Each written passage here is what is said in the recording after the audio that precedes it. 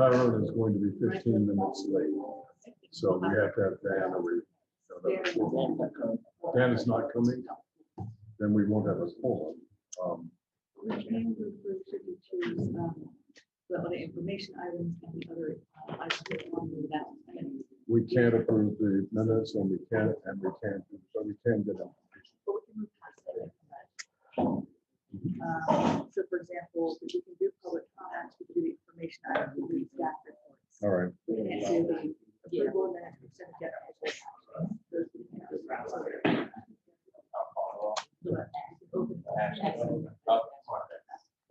So numbers 3 and 4 we cannot do until we get. Right, correct. Right. And implement new. Right, and we can talk to you about,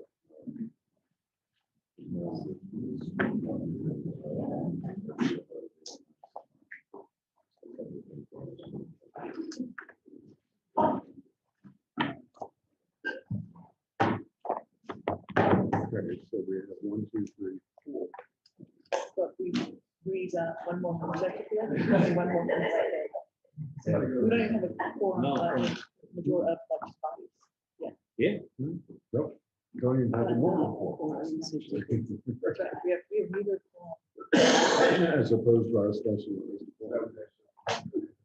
We need one more for a normal form, and 2 more specific jurisdictions for. Do action.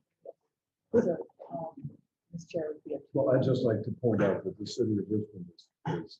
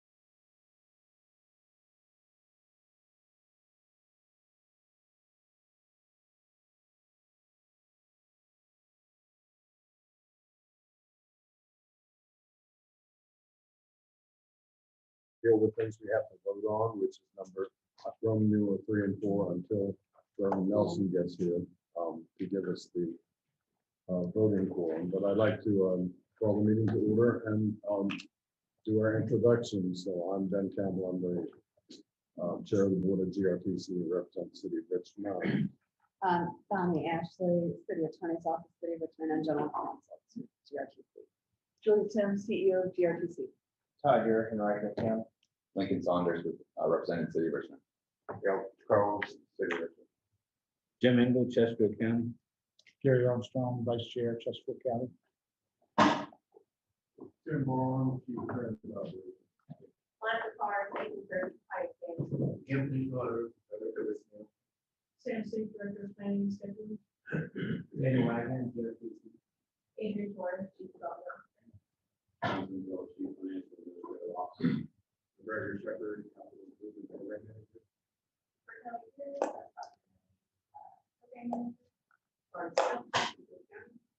Ashley Mason, Manager of Organizational Management.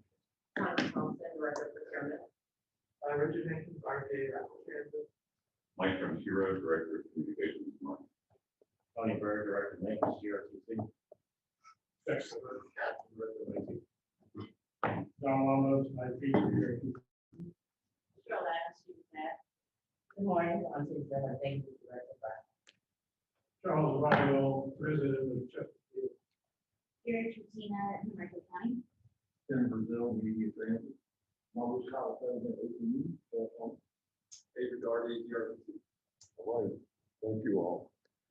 So we will, Mike, we have no early submitted public comments, but there is time for public comment now, if people would like to speak, all right? I believe so. And Somebody. will- Mike, will you be the timekeeper? Will you be the timekeeper? 3 minutes. All right, is there anyone who'd like to speak? Yes. I think we got him first, then you're next. Okay, go for it.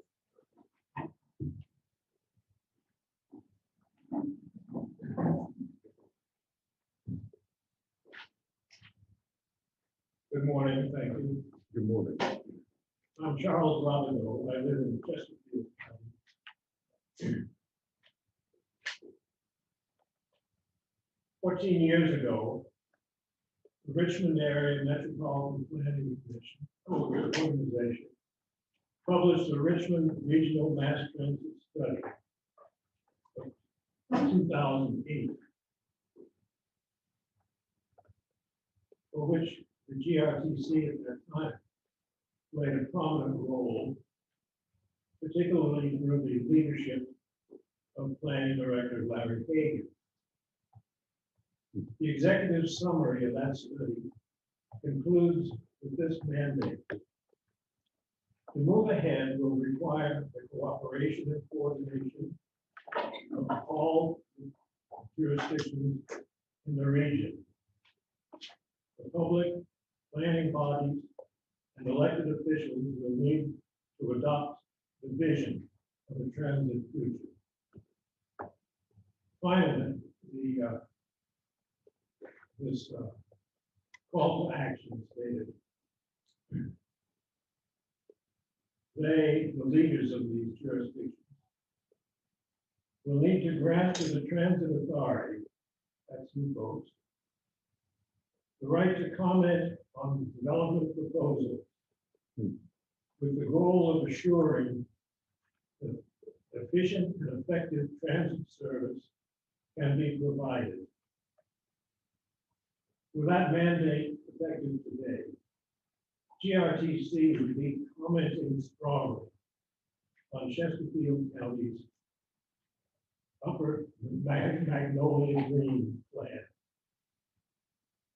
for which the county has rezoned 1,700 rural acres to clear the way for a two-part development, one part devoted to light manufacturing,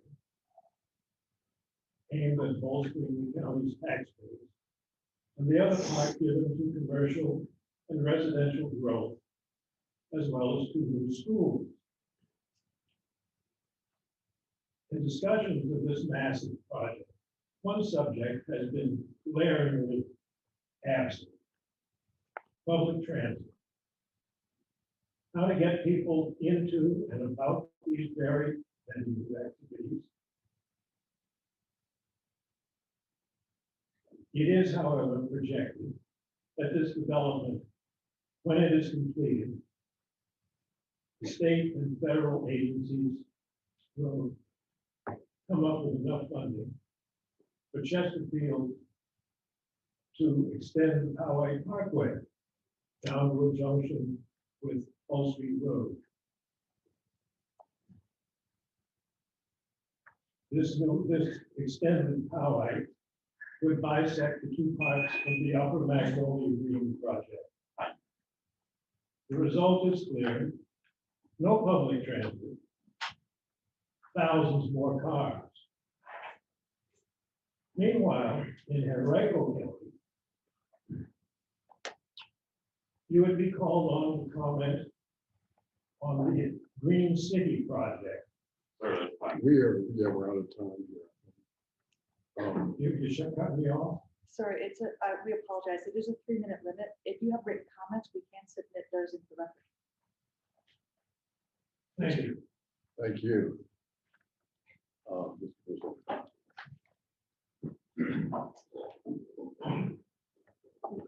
Good morning. Good morning. My name is Tim Brazil. I've been selling the advertising on your buses since 1982. This is my first time addressing the board, so please bear with me. Today I'm here as a concerned city of Richmond taxpayer. At one time, GRTC had the highest fare box recovery rate in the country when compared to other similar sized transit systems. I believe it was approximately 44%.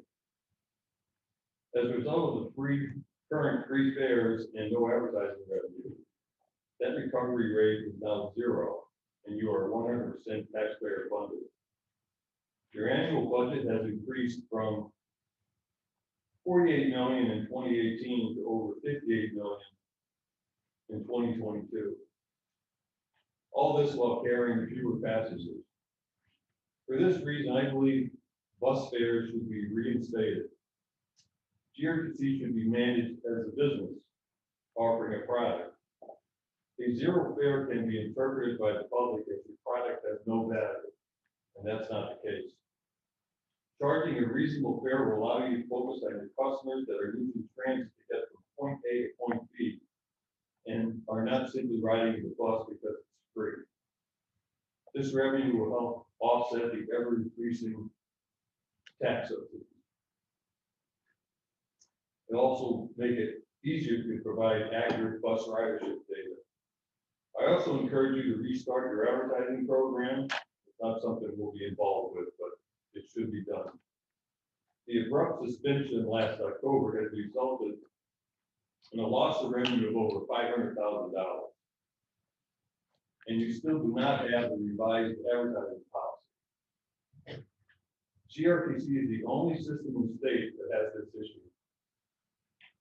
Finally, as you begin your recruiting process for new leadership, I encourage you to consider qualified individuals currently managing systems in Virginia or that have managed systems, and some have even worked for GRTC, and I can provide names of those individuals. Perhaps these individuals will not use GRTC as a stepping stone to further their career, but will make GRTC their home and eventually retire here. Your new CEO will bring GRTC back to fiscal responsibility and make the system less reliant on tax dollars while rebuilding management, employee, and union relationships. This may solve your current high employee turnover rate. Finally, as board members, your goal should be to provide a quality regional mass transit service while also being good stewards of our tax dollars. Thank you. Thank you.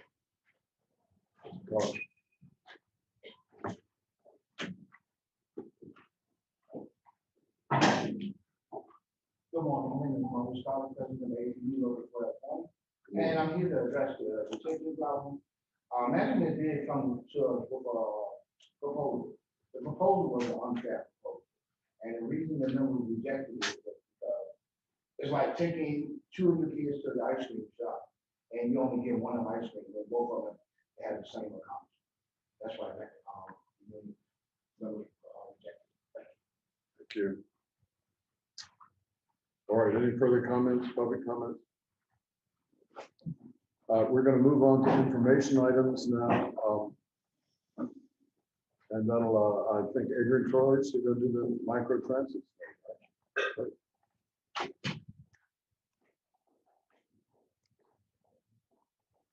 Yeah, I'll skip.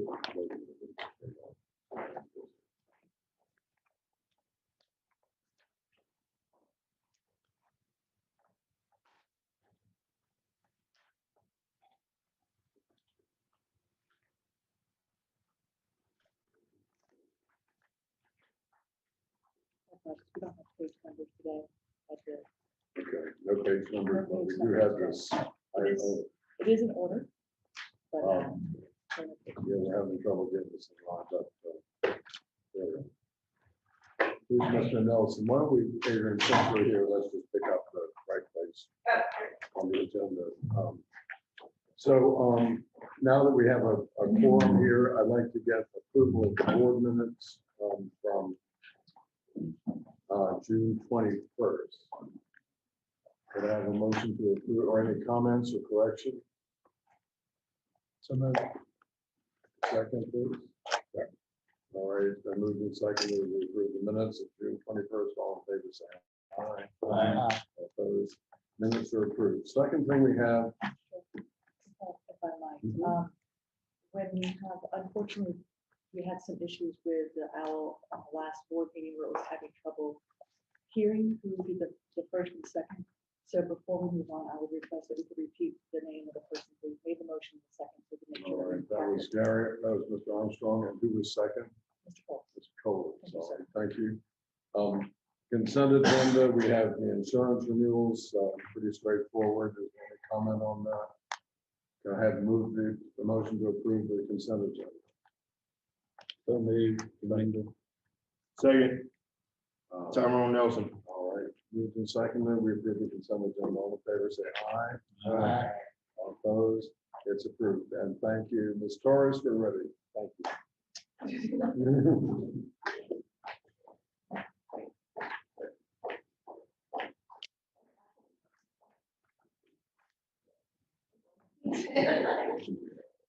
Good morning, Mr. Chair, and members of the board. Morning. Let's provide you guys with just a brief update of where we are with the microtransit. Sorry, bear with me for this. Sorry, I have the same problem on my computer for this stuff. Okay.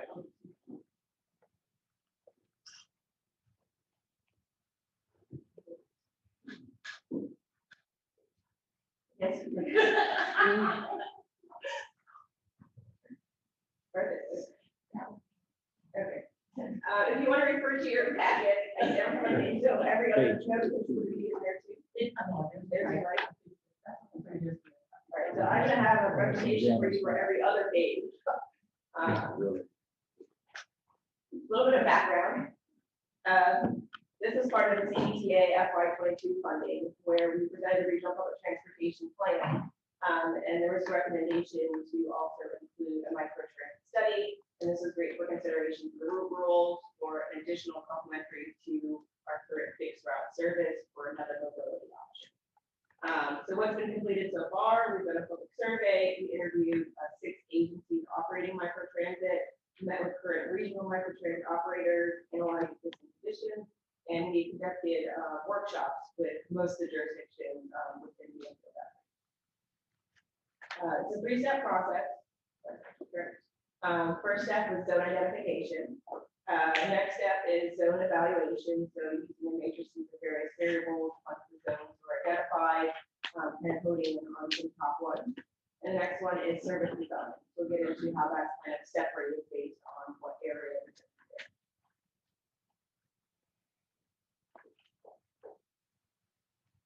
So the page report, this page is a complement of 30 zones that they had identified within the whole region. And this slide shows, after the definition of variables, of recommendations for a top amount. So you'll realize there are some in every single jurisdiction.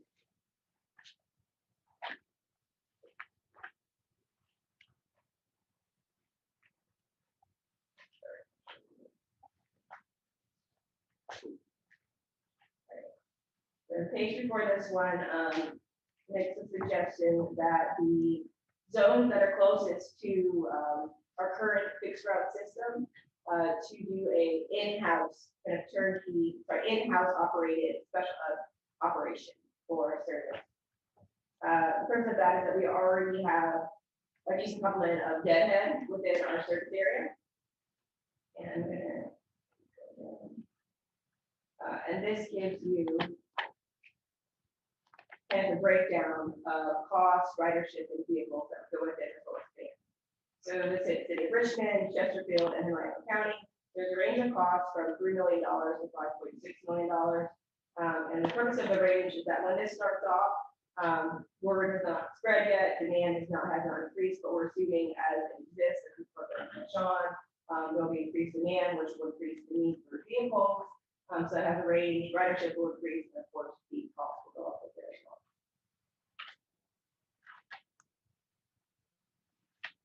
And just to point out that in the green, there is a few, if you have the full version of this presentation, all of the zones are shown.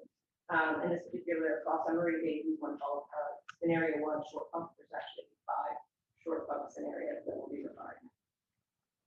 This is an example of what a zone looks like and how they determine the span, some of the drivers for it. So you'll see that this particular one, the purpose of this microtransit zone is new service, neighborhood circulation, first and last mile connections. If you look at the histogram chart at the bottom, they use a current trip generator, which you know has some restrictions that are free, but it shows that today people are traveling primarily between 6 a.m. and 9 p.m. So with that assumption, they put stands in to associate with that.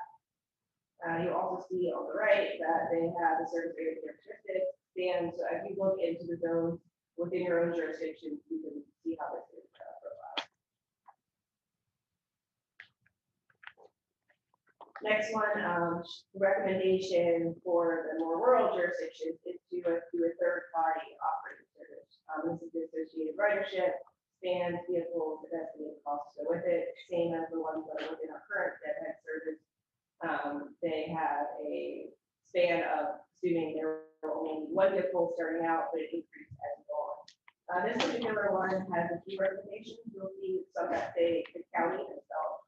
In the rural, we don't know the specific trade demand yet. So they have shown examples where maybe the zone is smaller, just in the trip generators, and businesses that currently exist, hospitals, libraries, or is a recommendation to the county as a whole. So these both are presented as those.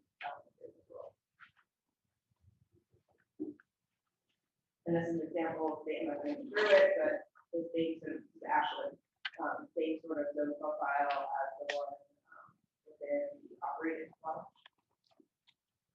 You will see shorter spans along the rural based on the trip durations plus movement in the early hours.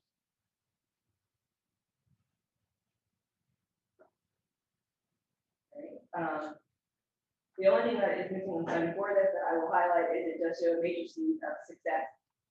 In the success one, there is a table that shows that there is going to be different determinations depending on where the zone is.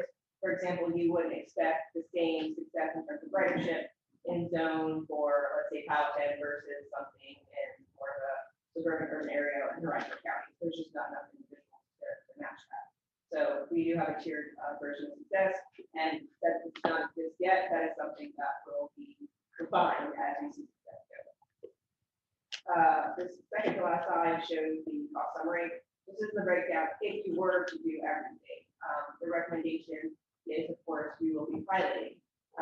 So the next steps are to, with a meeting technically scheduled within the second week of August to meet within the MPO and all the jurisdictions to look at all of prioritize the 2 recommendations for how they should be operated and go back and start refining these. So this is a high level suggestion, we didn't do the jurisdictions, but maybe the boundaries need to be tweaked. Maybe they need to be expanded to include other neighborhoods. And then once that's done, also prioritize which ones are ready to be implemented now.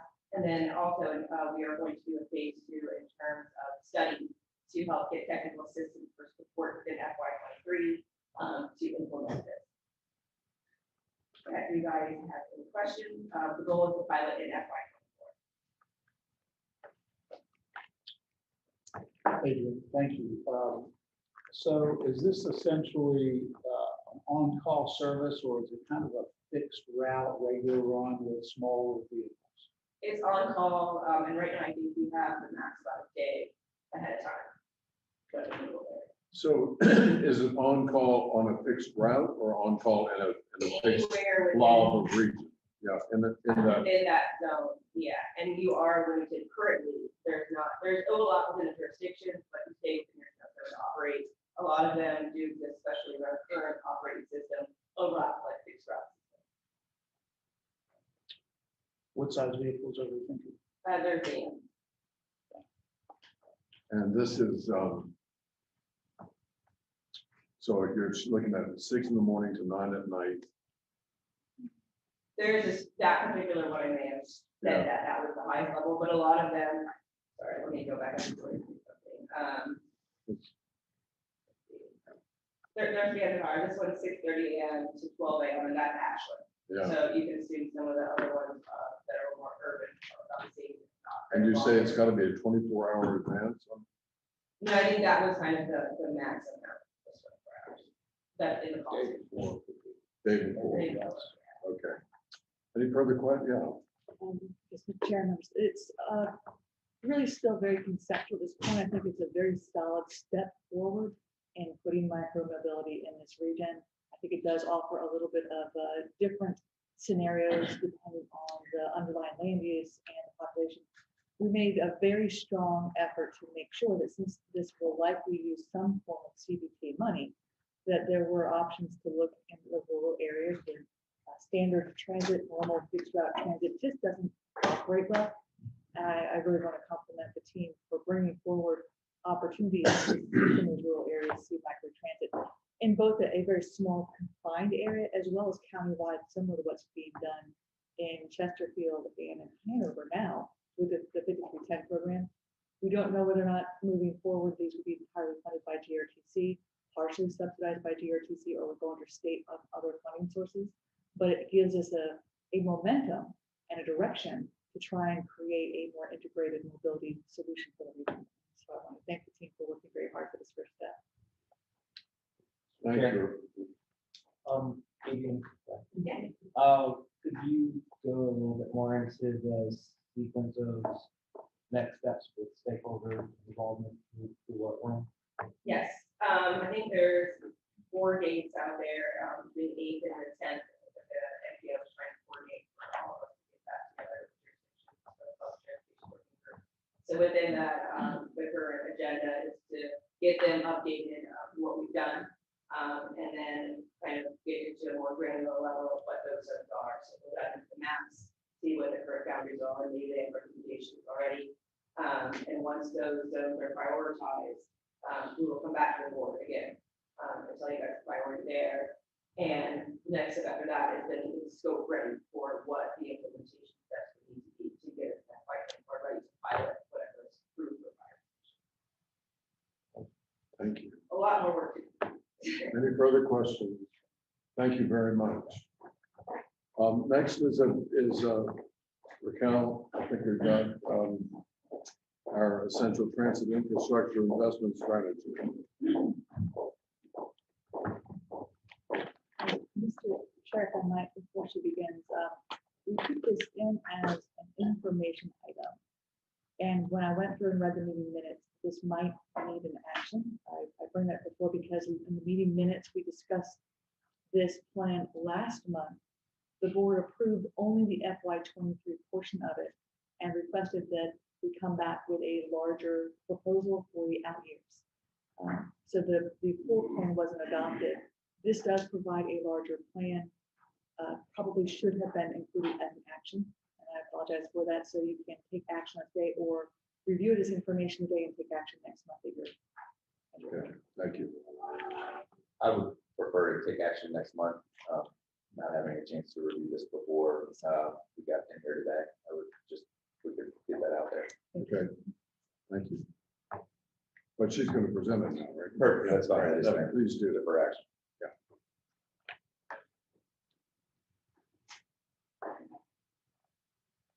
And my apologies, that was an oversight.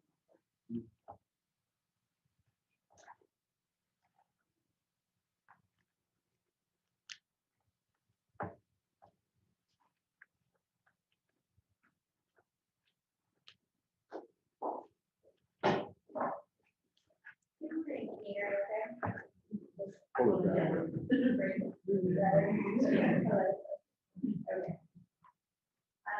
So for designing and preparing the board, I spoke to you last month about the essential transit infrastructure plan. You asked me to increase our installation goals, so I brought you numbers here to update you.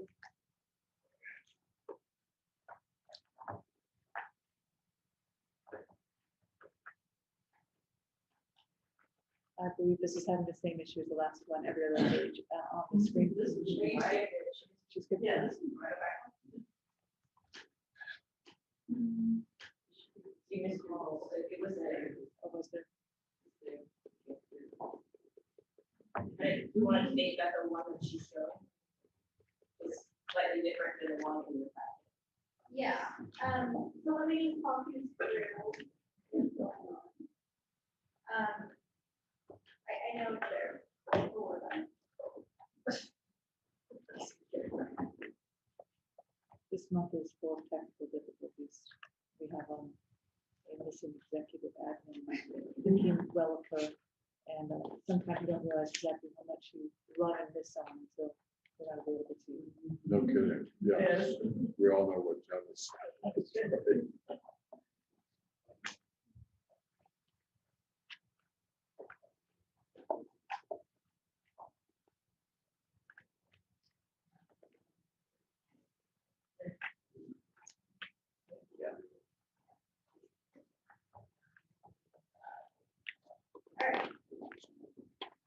So we have gone from 2 to 3 potential process scenarios.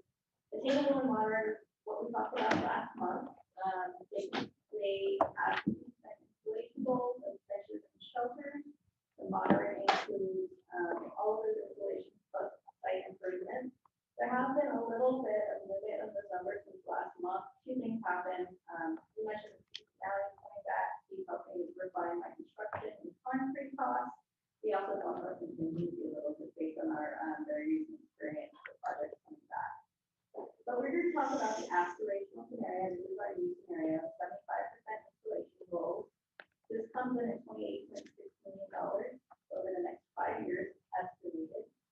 I can dive into that number a little bit more, but I just want to, before we move forward, explain. Please remember that these are very high level processes for planning purposes only. And many of these costs, particularly the ones in the team scenario, are really site dependent. So these numbers will be refined and be an iterative process as we go out and do surveys and figure out exactly what the city is doing to stop. So what changed since last month? We lowered our threshold. So are you able to see my mouse is 2, used to be a 7. So we are now going to qualify anything that has at least 2 average daily boarding for a bench.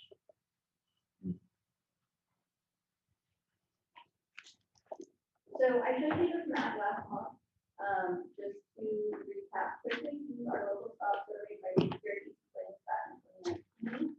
They are color coded by level of ADA compliance, red, green, yellow.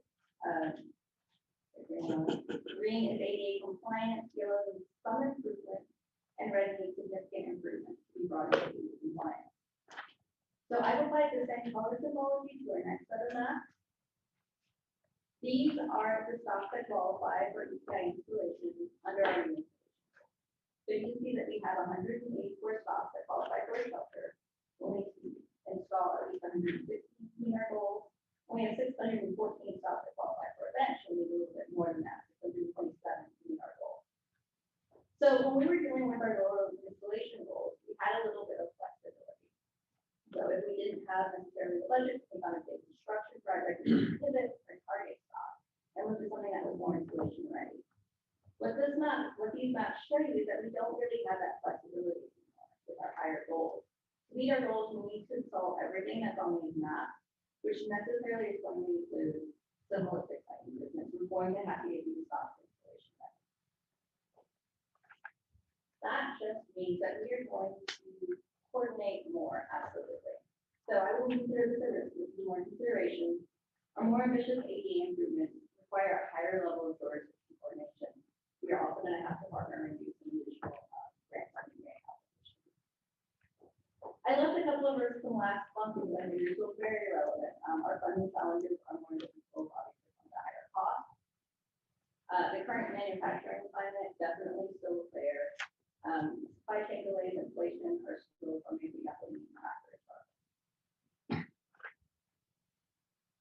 So here is our breakdown of our cost estimate for the aspirational scenario.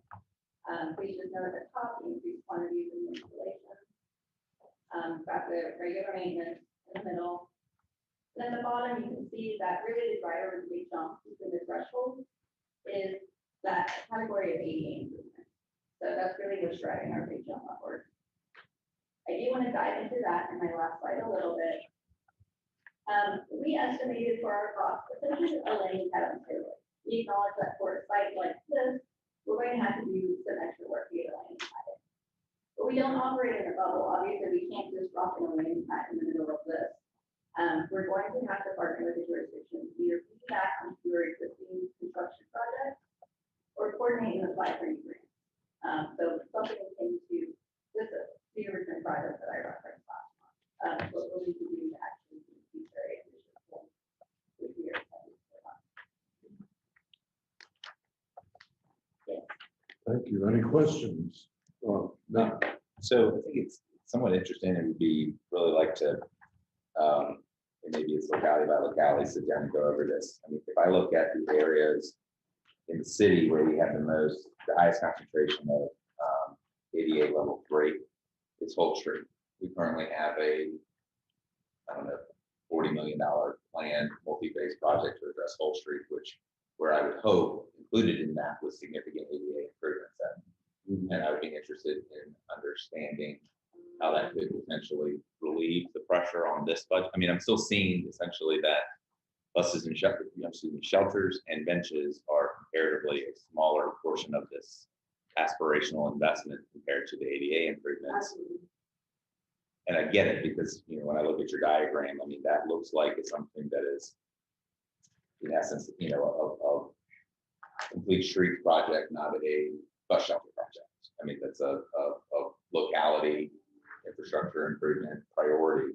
Now, clearly, obviously, there's always collaboration when we have things where you may need something, we may need to address maybe access acute issue sooner, but most of these priority areas, and I believe our public works team, I sent them this information last meeting, and they're already kind of looking to map where we have planned investments and synergy with our complete streets funding project. So focusing maybe back a little bit on the shelters and benches, a couple of questions. One is, I heard at the last meeting that DGS's review or expectation for the depth of the pad was something we might want to explore, whether there's another analysis of that to see whether we could do something that, I mean, what was it, 9 inches or 19? 18. 19, 18, which, I mean, But the if y'all 18 think is that actually only the foundation around the outside, not the slab in the center. So we may be able to design something where the foundation can bridge that or something, and not have to.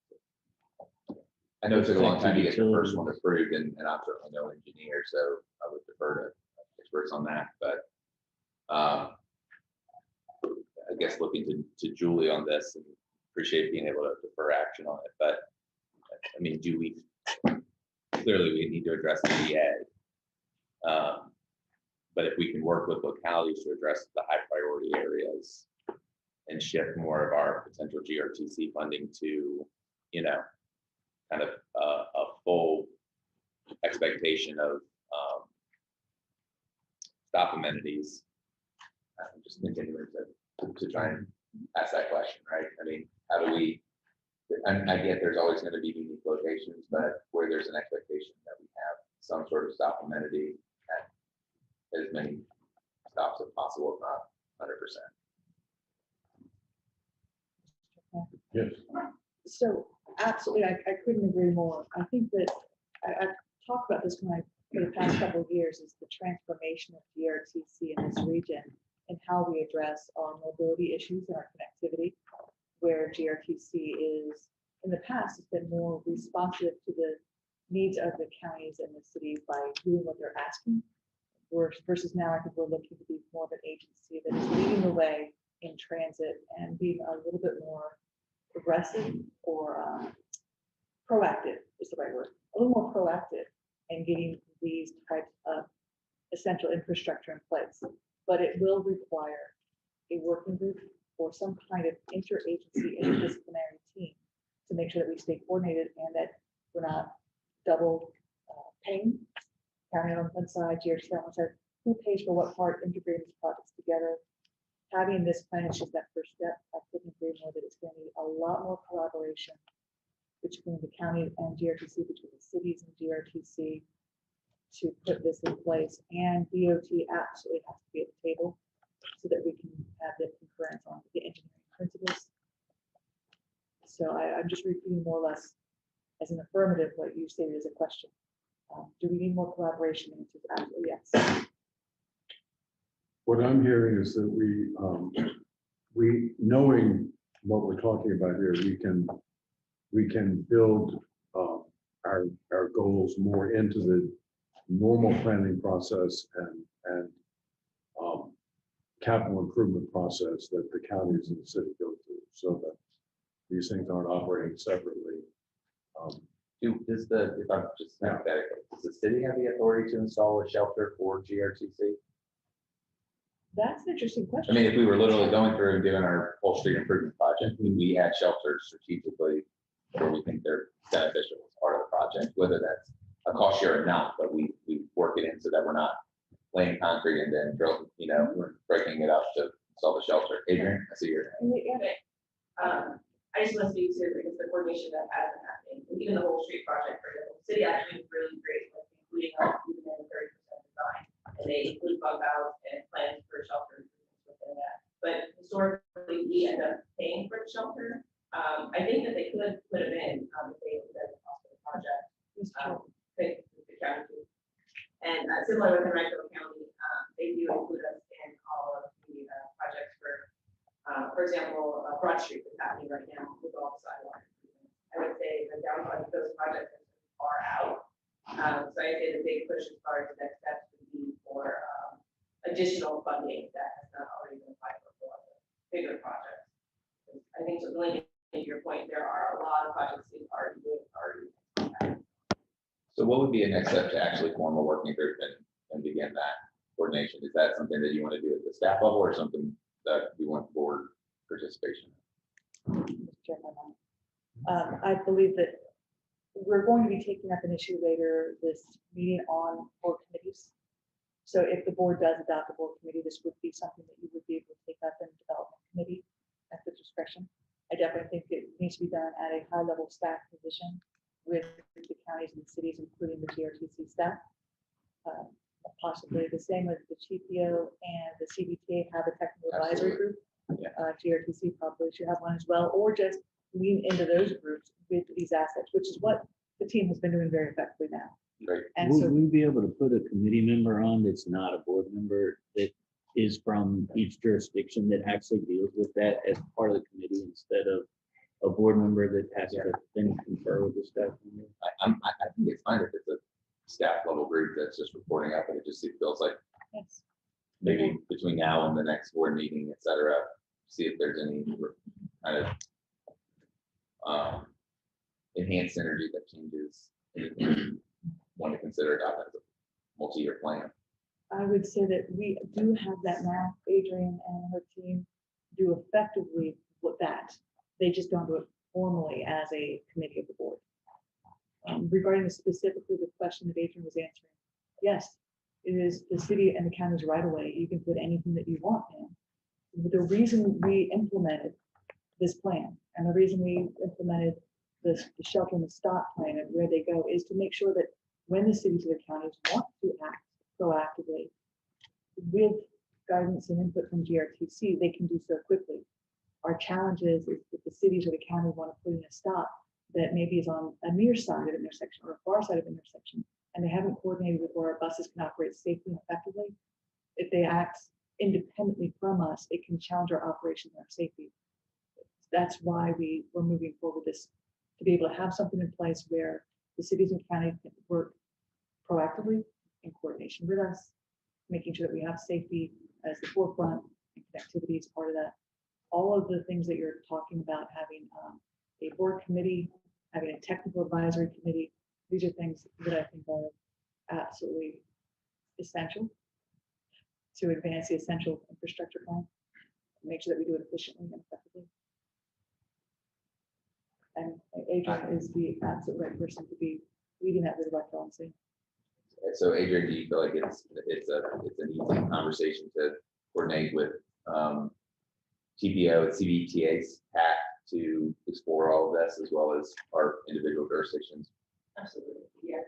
instead of having now ad hoc. Our first one is we actually are having a meeting set up with some staff from the counties and state to discuss whether we should push back on the 18 months requirement. Because we know that can put us back potentially a year, but is it worth it in terms of, the rural locations that are not a lot of utilities? Maybe it's worth it. Yeah. Okay, great. Yeah, it sounds really promising. And the cooperative action is obviously to everybody's advantage. All right, thank you. No further questions, right? Thanks a lot. I believe that. And we'll bring this up next month for approval, okay? So if you have any amendments or thoughts, Lincoln, as you guys look over it, it's I can add one last caveat. Everywhere it says cost estimate, the engineers will scroll and start calling it a cost estimate. We'll probably have to change our language to opinion of probable cost. These aren't true cost estimates. They are high-level conceptual estimates of what might be potentially the cost, all the squishy language. thank you. Mr. Quintero, advertising program.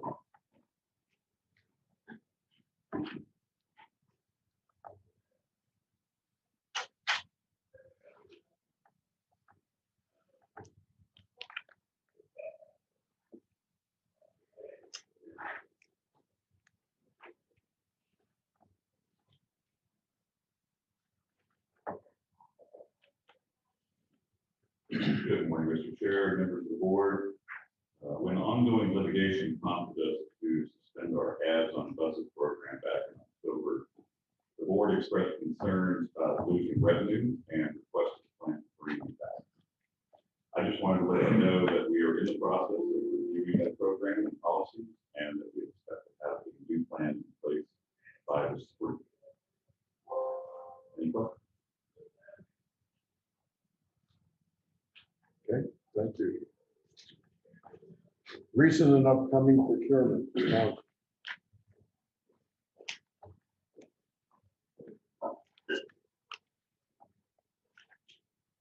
Good morning, Mr. Chair, members of the board. I believe the procurement report can be found on pages 33 and 34 of your board packet, at least those are the page numbers I saw. Planning has 8 new projects they'd like to procure services or procure for services or products in the next several months. The first one being the West End Park and Ride Phase 2 study with an estimated budget of $400,000. The Phase 2 study will consider locations further west than the Phase 1 study did for a new western end of line parking ride for the false BRT. Factors associated with a short western extension of the falls will also be taken into consideration with that project. Number 2, facilities master plan with a budget of $430,000. This effort will identify future facility needs and create a plan to accommodate those needs. Next is the church lot remediation and demolition with a budget of $450,000. This work will remediate the mold and asbestos within the church lot building and demolish that building as well. Also, neighborhood transfer center study, a budget of $180,000. The objective of this planning study is to find a suitable east end transfer location to replace the existing one at 23rd and Franklin. Next, engineering for the articulated vehicle station modification with a budget of $125,000. This will build off of the feasibility study completed in early 2022. This task will complete the engineering work for BRT platform modifications, allowing GRTC to use articulated buses. Transit strategic plan, a budget of $275,000. This is a GRTC requirement, and it is to create a plan outlining desired changes that will improve the provision of transit services throughout the service area with the existing funding structure. Fare assessment study, a budget of $50,000. This will be a study of fare-free operations meant to inform the ongoing conversation around funding fare-free operations.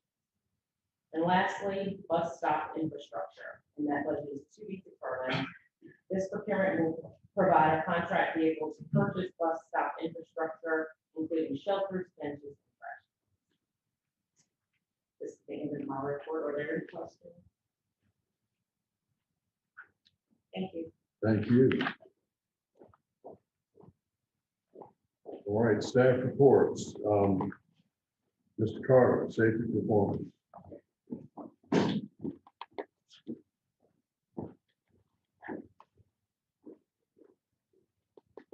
Morning, Mr. Chair, members of the board. I'll be going over the safety performance report for the month of June. It's found on page 35 and 37. Starting with the external events, we did see a number of decrease. Mainly just to go with some highlights, numbers for the entire month actually decreased. This be attributed to non-preventable incidents decrease as well as preventable incidents. We also saw an increase in verbal and physical assaults. And that's just a quick overview. Just let you know, like I said, we did see the overall increase in the month of June. Are there any questions? Thank you. Mr. Barham, operator staffing and performance, please.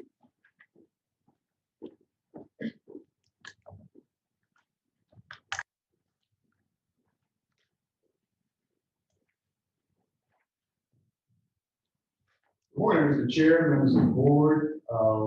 You don't see any graphs in your board package. We do apologize for those continued technical difficulties.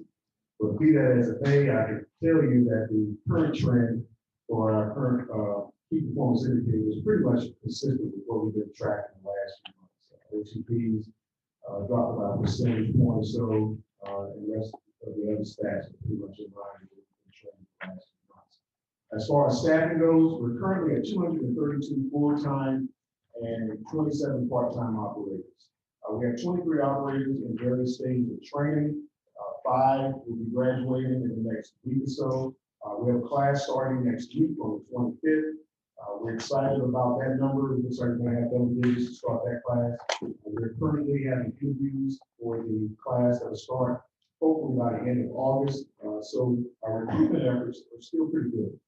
Still getting pretty good crop of prospective employees coming in. Most of them don't have CDLs, so that does take longer time for them to go through the system. And we're using about 7% of our operating hours towards overtime. That was one question that I believe Mr. George would ask. So we do track that, and we are trying to make sure we stay at some level of consistency as far as that goes as well. Otherwise, unless there are any questions, that concludes my report. Yes. Tom. So based on the current level of service, how many full-time drivers would you ideally want to have? Current level in the 250 range, so we're about 20 operators short. I'm gonna add to that. That's, when we raised the red flag in September of last year that we were going to have issues, it was with the understanding or with the foresight that we would likely have a significant number of resignations in that January, February timeframe. We were adjusting for that. We also knew with COVID going on, we have some resignations. We actually weathered through calendar year 21. Sorry, the years are coming mixing together. Last year, we weathered through that relatively well, and we got through this January, February relatively well. But a lot of those resignations that we were expecting early on did hit us in the last couple of months. So all the issues that we expected to experience in the winter, we started experiencing the last several months. Tim has been struggling with the number of people who are out sick, who have resigned. We're recruiting. I believe that hole should be filled. So instead of having that significant issue back in the December, February timeframe, we've been having the last few months more missed trips. When you see the service change for the coming fall, we're trying to keep that level exactly where it is now. We probably should decrease it a little bit, but the expectation, the hope is, fingers crossed, that with this high level of recruitment, we'll be able to maintain the status quo yet one more time. And and start seeing that reversing trend over the coming months. But this is consistent with what we predicted last September. It's just a little delayed. Tim, please correct me if I said anything wrong. No, that's good. And we can average anything that per period you will lose to, we're losing roughly about 2 people a week. That is dropping out now to less than a person per week. Further question? Thank you, Ms. Barr. Carter, rider comments. Mr. Prince, this is for you. Good morning, everyone. So the complaint summary for the month of June is down on page 40, I believe, of the board packet. And since this is the first time I'll be giving this report, I'll do a little background as far as the process for these complaints. So the 6 route complaints come into customer service in different ways, phone calls, chat, email, and social media. So once the complaint is investigated, it's going to fall into one of the classifications that's defined on page 41 of the packet. Now I'll just briefly run through those. Valid meaning the complaint could be verified. Invalid meaning the complaint could not be confirmed based on the information that was reported or provided. Questionable, as in the complaint could not be confirmed or absolutely denied based on the information that was reported or provided. Beyond our control, meaning that it's out of GRTC control and GRTC has no input. Or under investigation, meaning based on the information provided, more research would be needed. So thereafter, valid complaints are then assigned to the point of contact of the department related to the complaint. Then that department is responsible for any internal follow-up. Now for the complaints report for the month of June. You'll see that we had a total of 113 complaints. And you'll see in the report that most of those complaints were invalid. Of note, I will add that the valid no-shows and the late schedules were up for the month of June. And this was largely due to staffing. And then you'll see that the early schedule complaints were actually pretty low, which is a reflection of them being more closely monitored. So this concludes the complaint report for June. Did you have any questions? So staying with this for a second, when the verification of the complaint is through an operator personally agreeing to the complaint or through some video of a complaint, what's validation? So it could be a number of different things. So for example, it may not always be an operator. It could be a customer service representative, or it could be a complaint regarding the route. So it depends on, whatever the nature of the complaint is. So for example, if it is with an operator, yes, DVR footage will be full interviews and so forth. Another example, if it is for CSR, the audio interaction between the customer and the CSR will be reviewed. Or if it's regarding the time performance of a route, that would have to be evaluated based on the arrival times of the bus compared to the schedule. So just to be blunt about it, invalid does not mean it didn't happen. It means we couldn't tell. We had no second. Correct. So something could go wrong. We wouldn't have been able to confirm it, but it still might have happened. That's correct. I continue to have, this is industry standard language, and I continue to have issues with it. I don't think valid or invalid, I think it's verified or unverified, but that's it. Just because something says it's not verified doesn't mean it's invalid. And so I want to put that out there. It's not invalid, it's just not verified. On these 5 accommodations, are they operators, information department, or what department? So it could be a combination. It could be sometimes the accommodations just for GRTC service that's provided. Or it could be a good experience that a passenger had with an operator. Or it could be a good interaction that a caller had with one of the CSRs. So it's a variety. And the operator is notified. Yes, sir. That information, yes. That information is then passed on to transportation, and transportation in turn follows up with that operator to give them the accommodation. Great. And likewise for the CSR is the same. I present that to the CSR. Thank you. Any further questions, comments? Thank you very much. Thank y'all. Let's see.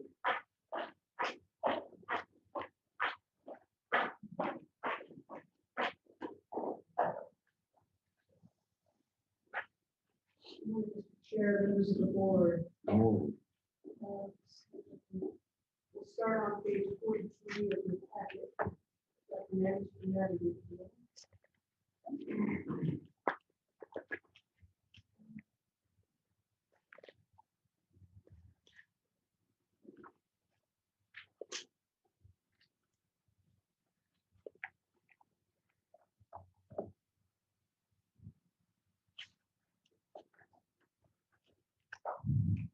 All right, okay, this is the monthly report on the brief. The trends are not drastically different from what we've been seeing in recent months.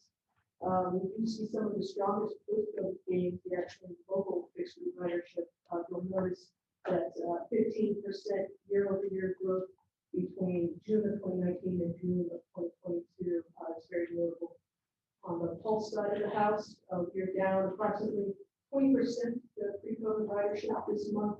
Although you do see strong month-over-month growth from May. With express routes, we see that these are showing very strong growth month-over-month, though they're still down pretty significantly from pre-pandemic levels. So if you'll allow me just a moment, I know there's been some interest expressed in the express routes specifically. We have been closely monitoring the average maximum loads for each trip on our various express routes. Currently, there's only one trip that's starting to get close to the seating capacity of the vehicles with that average maximum load. So that's something where we're going to take a look at, maybe adding a trip, reducing the times a little bit to see if we can spread that load a little bit and reduce that demand on the seats. That concludes the month. to what do you attribute the significant increase year over year from the pre-COVID level? That's 15% on fixed route. That is a big jump from the pre-COVID level. It is. I don't think it's just one factor. We looked at kind of hourly, ridership rates on some of our different routes that might be dragging.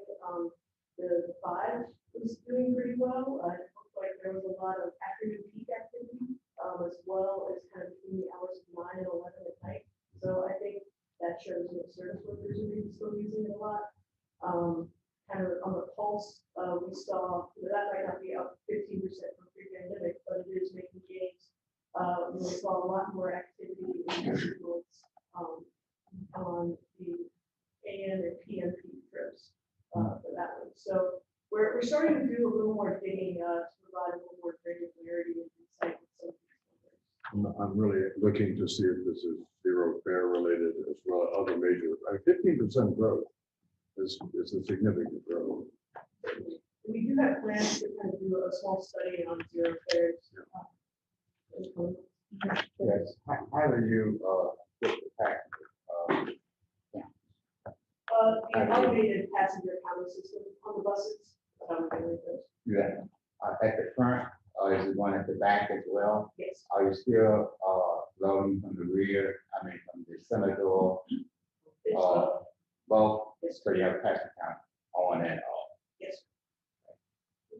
So we just, I think it's incredibly important to note that this increase in ridership does correspond in some way to zero fare, but it's also relevant to note that this is at a time when our service is reduced. So we have higher levels of ridership while our service is reduced, which makes it more critical than ever that we fix our staffing issues. I bring that up because it will be relevant in the action later this morning. okay, thank you. So your funding still, some Fed, according to. Sorry? Your funding from the Fed, Fannie Lissy, is determined, help determine the amount of funds you receive from that. The ridership? Yeah. The ridership does have a significant contribution to how much we Right. receive, but it tends to be delayed by a year or two, and TV reporting is behind. So when these numbers start to come out, when the feds start looking at current numbers, which I think they're doing now, for a while they level set it at FY19 because of COVID, they'll start looking at more year-to-date numbers now, but maybe Adrian knows if they started to.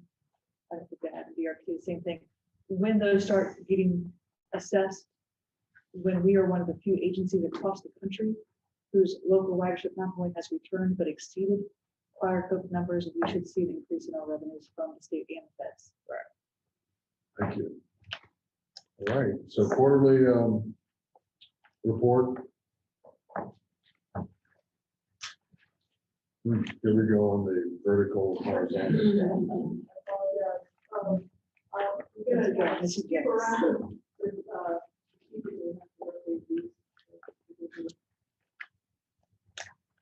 All right, well, this starts on page 45 of your packet, this is actually page 47. We'll start with this quarterly report, we're going to go by route category, look at how the different routes are performing. We'll start with BLVD. Just a reminder, the routes in this category travel along major corridors, thoroughfares. They operate high frequencies and have high capacity, and generally only see stops at major activity centers. Looking at Pulse Ridership, quarterly, the peak load is up 82, not peak load, I'm sorry. The passenger per trip is up about 83%, which is an encouraging year-over-year growth among the quarters. Looking at cost per passenger, that has decreased, so we're seeing more efficiency basically from the Pulse, so that's very positive. We continue on to the arterial routes.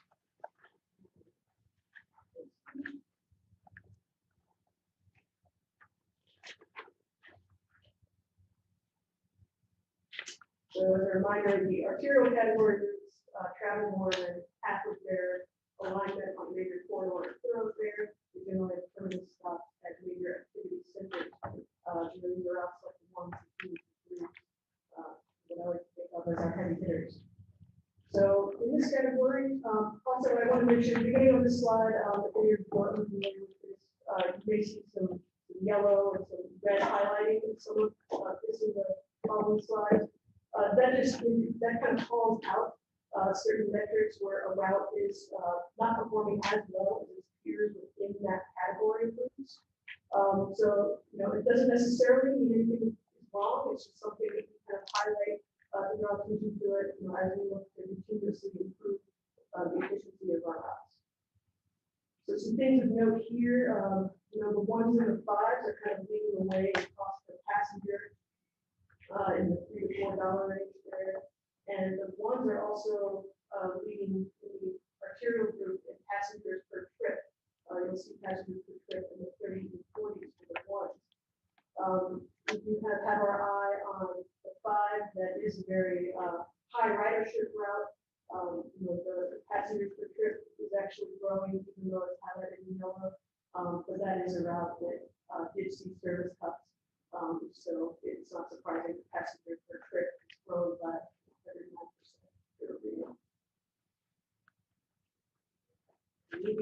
What's going on with the 14? 14.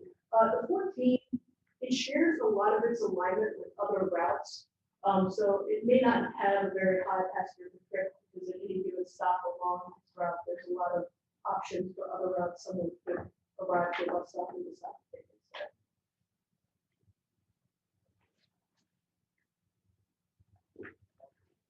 Moving on to the community radial routes. So these are routes that serve as kind of a neighborhood network.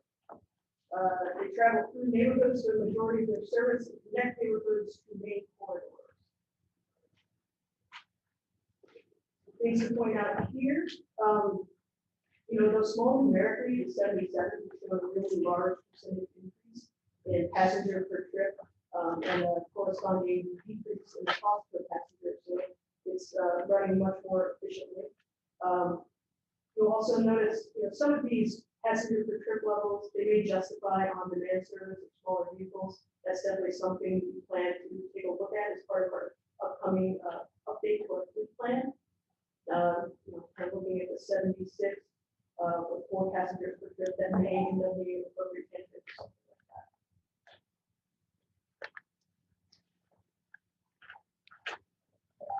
And if we move on to our peer connector routes, Orders in this category are in outline sections of the service area. They have stopped at an activity center on Board Road 2, and this stop additionally allows for connection to an arterial or arterial route. So here, call your attention to the 88, which is the route survey of Tria. We had some frequency reduction in May that we talked about, and that seems to have improved productivity a bit. You'll see the passengers per trip, which numerically is up nearly 100%, and the cost per passenger is trending down. We also continue to see productivity increases in the 4A and 4B from previous frequency reductions that we had in December on those routes. You'll still see the high year-over-year increases in passengers per trip and relatively high decreases in cost per passenger. Moving on to the express lane.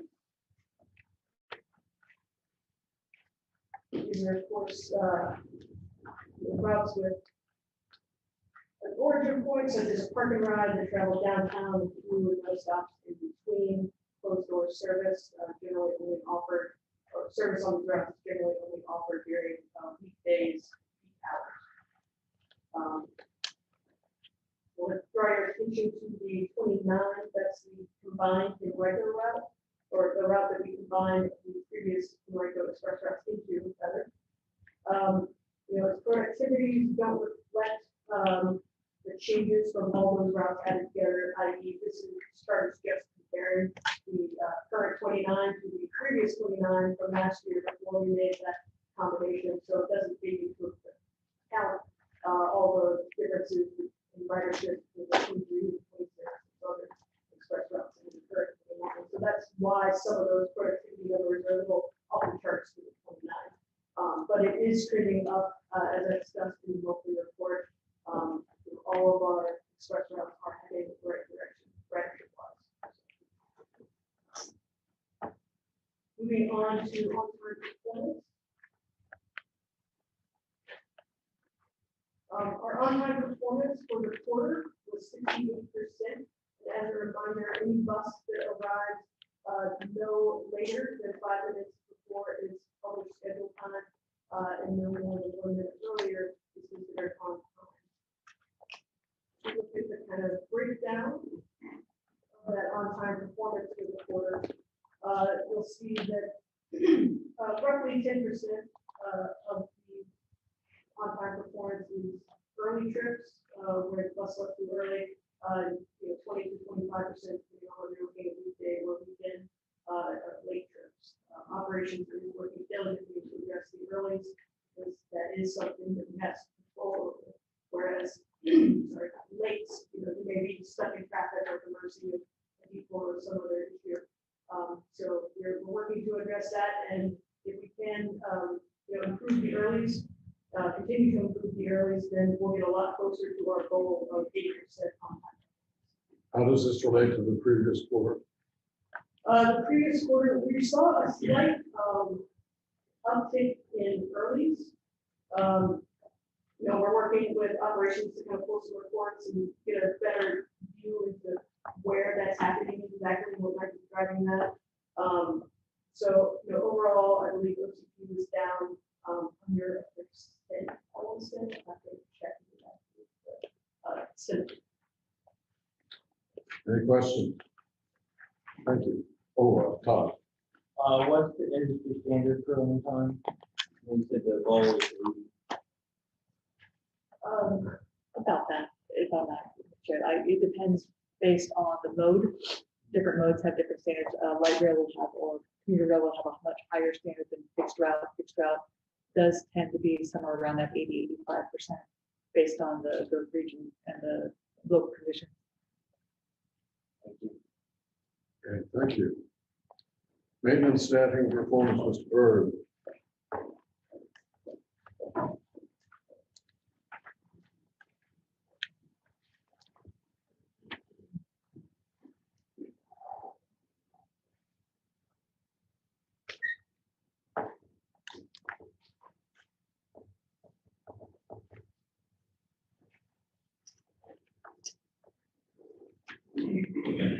morning, Mr. Chair, and members of the board. Maintenance report is found on page 59 of the board packet. In addition to what's in the board packet, we're currently down 15 paratransit vehicle parts. We only have 4 to 5 fixed route vehicles down for parts waiting on. Parts for fixed route are coming in just slowly. We're still at the mercy of 4 dealerships for the parts for the transit vehicles. Working with procurement to try to escalate this, but right now we don't have answers for that. We're currently interviewing mechanics as we speak, and we're down 2 mechanics, only 1 body shop. And then Question? That's, yeah, thank you, sir. What's your plan for that, fleet over there that's no longer in service? Have you, made any arrangements to get rid of it? most of the fleet that was in the church lot has been auctioned off already, which over there are the MCIs. You're planning to put back into service. Oh, you're gonna put it back on service? You got that bunch of new buses still sitting out there? 15 new buses have arrived, and we're working on trying to get those into service by the middle of next month. Great. Okay, thank you, sir. Okay, Dr. Zinzarella, here we go.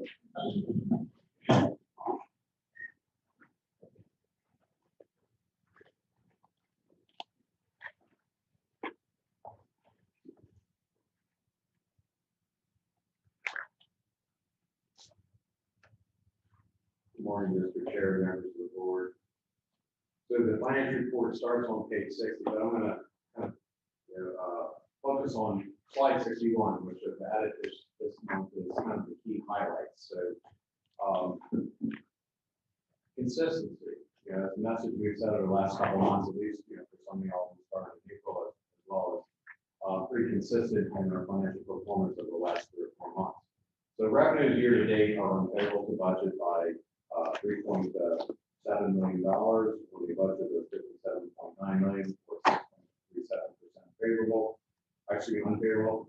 And the trend is that we're unfavorable in federal funds due to lower than budgeted operating expenditures offset by the favorable state government funds from the GRTC for operating revenues for the months, as you recall, April, May, and June, there's been an incremental $2 million for each month of funding that has come in. So the unfavorable amount is diminishing on the revenue basis, basically due to the GRTC incremental funding.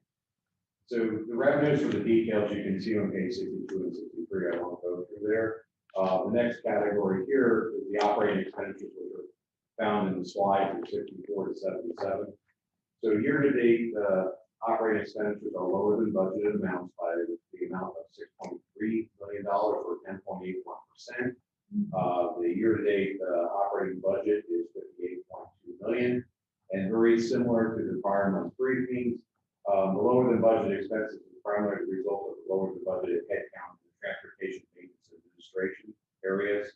Favorable risk management expenses, which are due to the favorable impact of utilizing Virginia liability pool of those going directly out buying policies. Lower than budgeted purchases of transportation expenses associated with Spectrum, that's about $125,000 of this amount. And due to and also offset by the higher than budgeted procurement service expenses, which are, as we discussed, driven by the increased costs of CNG, as well as Mr. Bird has talked to you about when we are getting parts, obviously the supply chain disruptions as well as inflation is driving some of those prices up, economic issues. So those are still the amounts, and we're slightly unfavorable on utility costs, which obviously is a component of, fuel prices and so forth, because we got to generate fuel generation. So that's the main driver of the operating expense performance. So looking at our, from our standpoint of year to date through 11 months through May for our net operating position, we're currently at a $2.37 million surplus. And once again, that's basically on the strength of the incremental funds coming from the GRTC that are making that. So looking further, as I think we could share previously, the net operating position for fiscal 2022, obviously we're in the process of closing year end right now. But we're expected to see the above noted trends continue through the month of June. And so we're forecasting net operating surplus anywhere from about $3 to $3.5 million, which is just a hair higher, I think, that the budgetary this is obviously being driven by the additional $6 million a year in operating revenue. Furthermore, with regards to the balance sheet and cash flow statements, which are found on slide 78, 79 to 80, we have a strong balance sheet position with cash of about $11.9 million. That's all sorts of operating cash as well as the other components. And we'll see what goes down. The next item I would like to call out because we're in a period for PDPA on slide 81.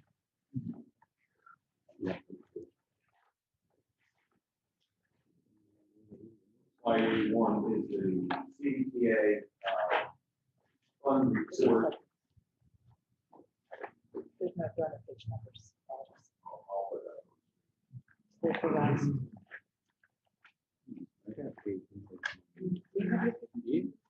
My page number for yeah. So it's required we have to submit a quarter-end report by August 15th. So this report here has all the activity through the month of June. So during the month of June, GRTC received about $2.6 million from the GRTC distribution. You see the top three lines, basically 2.2 million, 2.6, 2.6, pretty consistent. We do have below that the investment income, because the investment income is increasing, which is commensurate with the Fed rate increasing because they're invested in LGPM. LGPM has some treasury, has some other stocks, some bond components, which you'll see some volatility when the unrealized gains and losses over the period, as you're all familiar with what's going on with the investment markets over the last couple of months. We are currently looking at working with Wells Fargo. Wells Fargo, who is our primary bank, does have various investments, treasury related, anywhere from 82 basis points upwards to 150 basis points, where we can use to supplement what returns are in LGPM. LGPM is the month of June, the $12,314, around 80 basis points. So looking further at the statement, we didn't have any uses of use of funds for the GRTC Regional Public Transportation Plan. We did have almost $28,000 of expenses for the GRTC Micromobility Plan, as well as we had a quarterly draw for $4.7 million for OpEx and then the balance of CapEx. So at the end of June 30, 2022, we had a balance of roughly $26 million. And as you can see down here in this fund balance composition, we have $25.6 million that's set aside for the GRTC fiscal 2023-2024 operating capital budgets. And just as a recollection, the fiscal year 2023 operating contribution is 21.5. So we basically have all funds in-house to fund fiscal 23's operation. So this report is summarized in the encapsulated form will be submitted to the BPA prior to the August 15th deadline. And with that, brings the financial report to a close. I'll field any questions. Questions on the financial report? I haven't seen an actuary report in I don't know how long. So can we get that, have someone come in and give us that? The actuary for the pension? Yeah.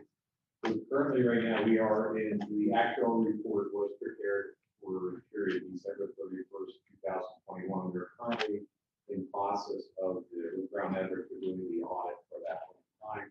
The highlights of that, the funding status of the pension, for the actual valuation is up exceeding 50%. And that's more or less a function of the change in the discount rate because of where the increased contribution was laid out in the contract. So we kind of lost the depletion analysis.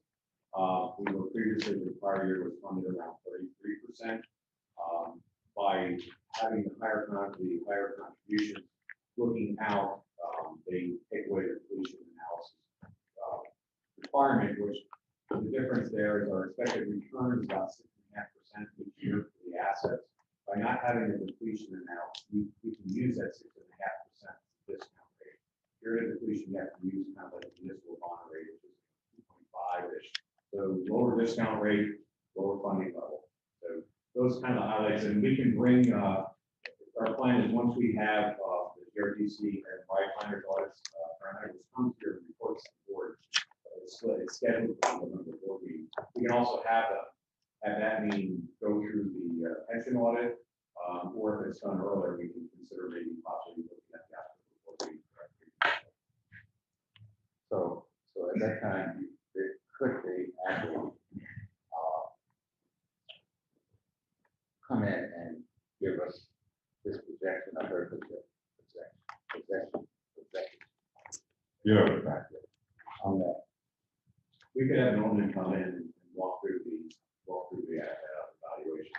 Obviously, in this market conditions and the turnover, there is some asset balance reduction in the pension fund over the last 6 months since that valuation was done. Obviously, You are making a negative.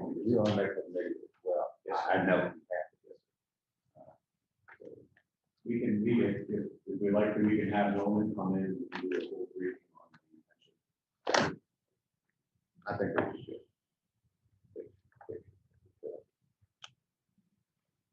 All right. Sometime. Thank you. Further questions on the thing? Are you got a proposed budget amendment straightforwardly, John? Yes, sir.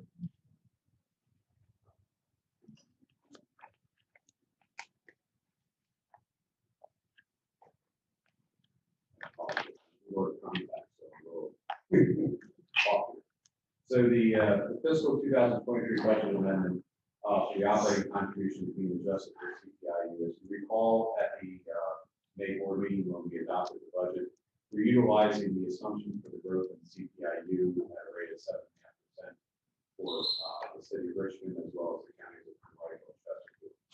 So the Code of Virginia section 33-2-3712, which is basically CPA legislation for funding, basically it establishes the baseline of funding based on the appropriations that were in each of the entities that are participating in CDPA that have been contributing for public transit. So whatever that appropriation was as of July 1st, 2019, beginning in fiscal 2023, which is this year, is to be indexed by the greater of the change in consumer price index with the CPI-U over the previous year or zero. So if it goes up, you use the index. If it's a negative, it just stays the same. So the Department of Labor released the CPI-U index for June 2022 on July 13th. So it the number from June 21st compared to June 2022 is a 9.1% increase.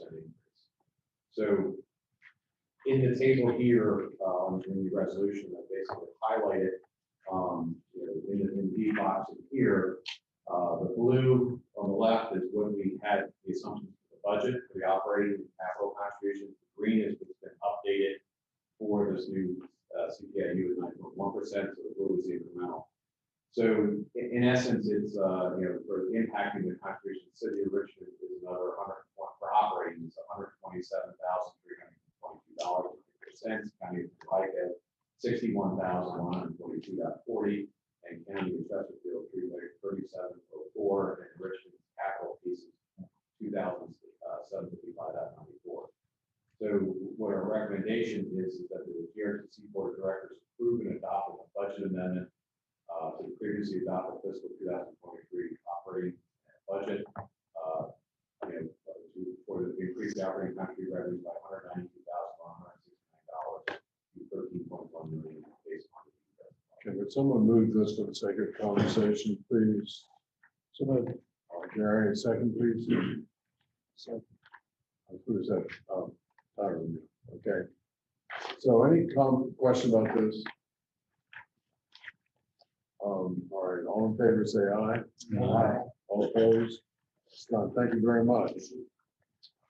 Tim.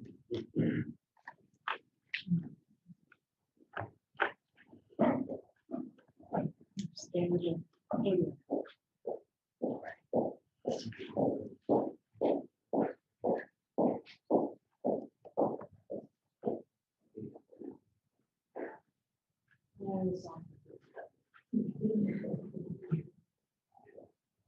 Scroll up to the next area. So while he's doing that, the proposal on the table, we did talk, and you've heard this last couple of board meetings and comments from Ethan and comments that we've had, that we do have an issue with our staffing and need to create a program to incentivize recruitment and retention of our staff, both on our collective bargaining units as well as on our administration. You need to go back a little bit. I'm sorry, Julie, Lincoln's picking up something on that last one. Yeah. I'm sorry, I just wanted to go back to the numbers that John explained. there. John, help us with this. So let me go with, so in Richmond, our prior year's allocation had been in the ballpark of $8 million. We went up to, and again, I hate this separation of the capital because it's hard to follow for me, but the 85 plus the 185. And for my friends from Henrico, I think the 4.1 was essentially what they had allocated in the prior year and then this year. If we are applying a 9% CPI, I would think that the Henrico allocation would need to go up more than 61,000. I'm not trying to squeeze my friends here, but it does seem like we're inequitably considering the allocation of CPI. So with these numbers here in the column, This is unreadable to me. I'm sorry. Yeah, I can't see it either. It's too small. Okay, so in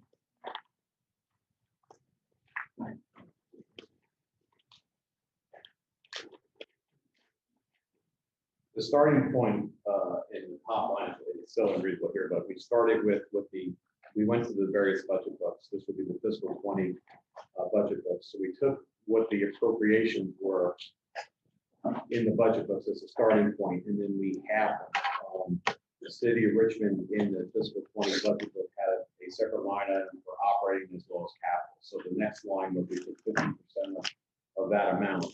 And then in this left box, the blue one is where we applied the 7.5%, which was the budgetary assumption, and came up with what the operating and capital contributions that were included in the budget, in the adopted budget. So in the green column, in the middle, it has the same top line, it just basically replaces the 7.5 with a 9.1%. I believe in fiscal 21, the Henrico may have contributed more than what 50% was, because the legislation basically allows a floor not to go below. It doesn't say anything if you want to appropriate more in any year you can.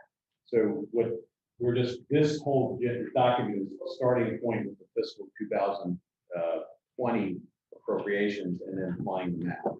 So the comparison year to year, yes, you're right. Henrico may have given more. I think there was some conversation prior to my arrival that they, in the interim, they wanted to make sure that there was enough funding through the pandemic and other issues at that point.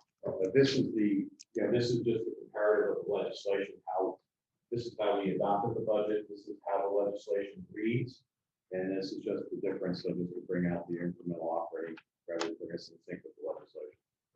So your CPI, which I guess the CPI number you're using of 9 is the CPI from 2020 to today. It's not a 1-year CPI. It's June 2021 to June 2022. So why are you going back to 2020 for your for the calculation? CBTA legislation. I understand CBTA legislation, but my point is,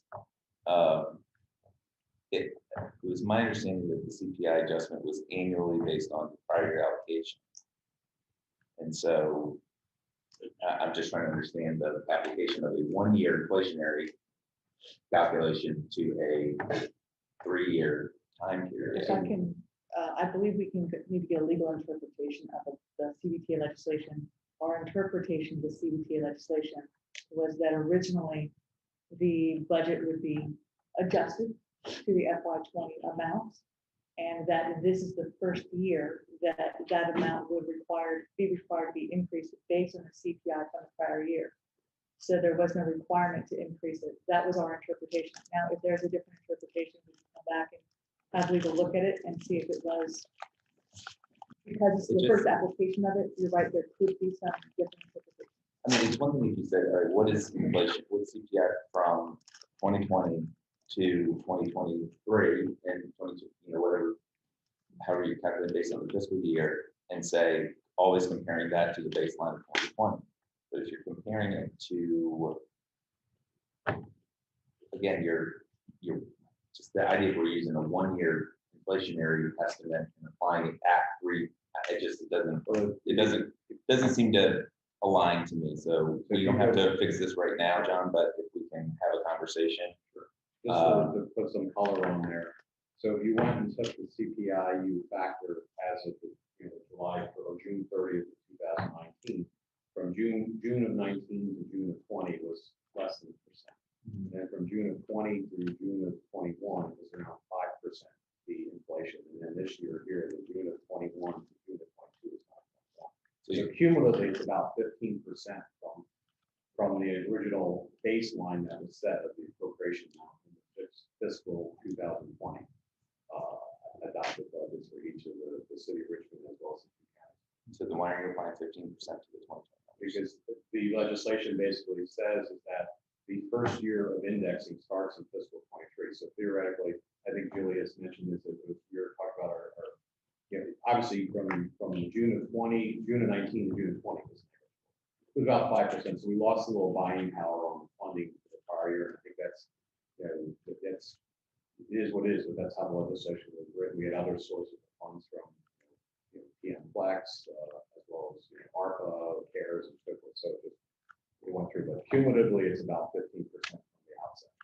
So is there any way, because really this is John just giving us a budget based upon his anticipation of how he understands this. Is there something we need to resolve offline between attorneys or? I don't care if it's in the. Because this is, I know what Lincoln's doing, he's trying to protect the city budget as much as he can, so. I'm just trying to understand it because, we've had some round and rounds about, the inflation operating budget, et cetera. So just want to make sure we're consistent as we go into these conversations. So I would either suggest that we do have some conversations between maybe the two budget offices from Richmond and RICO, or Tyler and I can connect, and then from there suggest we refer to the finance committee to make sure we have a true SOP for how this is done with the indexing. So we're dealing with the law here too, right? Whatever it is, the CDTA. We might all want to work together too to get the law changed from fiscal year to calendar year so that we don't have a change after we already adopt our budget. Yeah. I think that if I might, Mr. Chair, that this first year is, of course, the interpretation. If the law is not changed as it stands, next year this won't be an issue. We'll know what the prior year budget is. We'll know what the CPI is. We'll be able to do it. But this year, you're right. We're going back to several years ago. What was approved for that under the legislation, it held the cities and the counties static year over year. If they gave more, they gave more. If they couldn't give less. And the interpretation was that for the first year that CPI was to be implemented, it was based on where the CBTA legislation began, which was at FY20. In the future, it would be always prior year. If that interpretation is something that should be corrected, I believe that we also should include Eric Gregory. He's the bond counsel that's been representing CBTA and has been very much involved with the interpretation of CBTA legislation.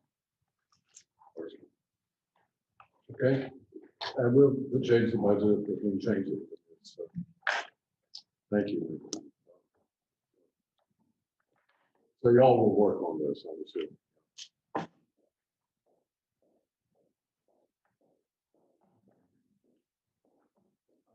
Our legislative person would start looking at changing the calendar year. You go March to March and just adopt it. It'd be way better for us when we're looking at It's a little weird though. Okay, thank you. Incentive pay program.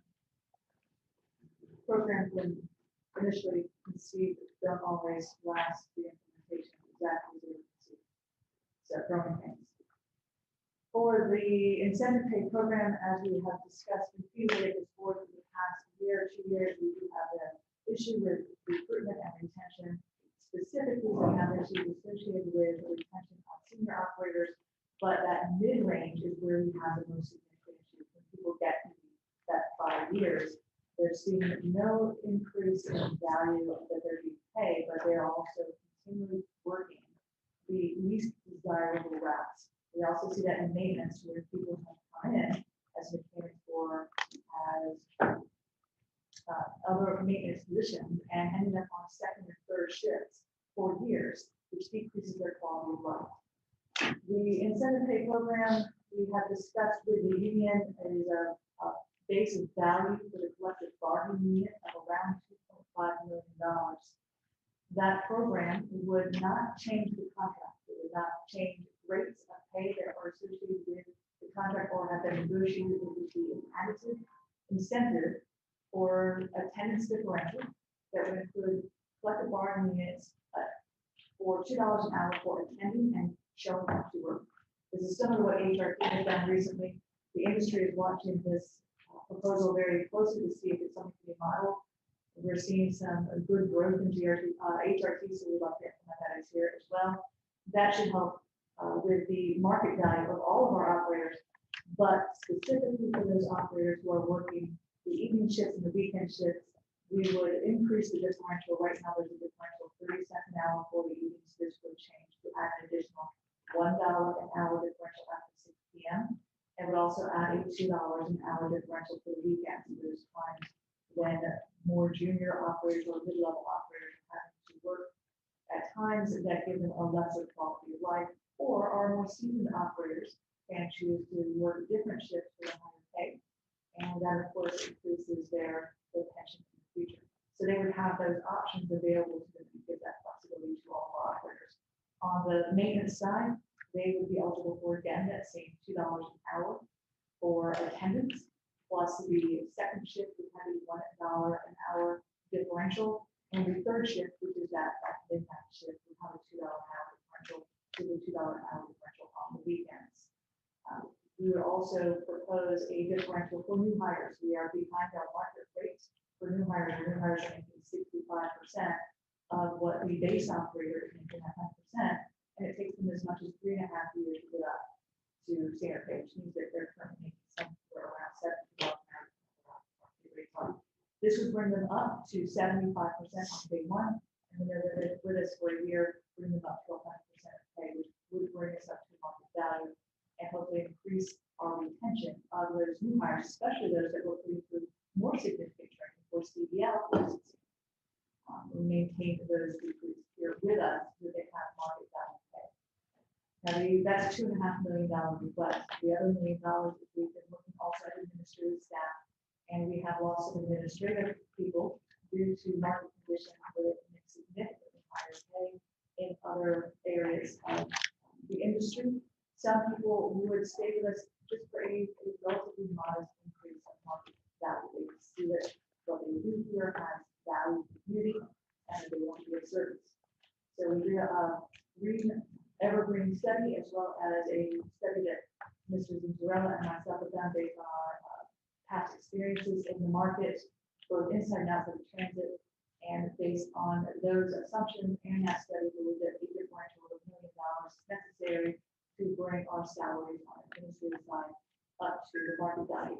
We would not propose immediate increase in those wage rates. Some of the union these would be implemented predominantly, but not solely, as a value incentive to get some of our policies and our programs accelerated.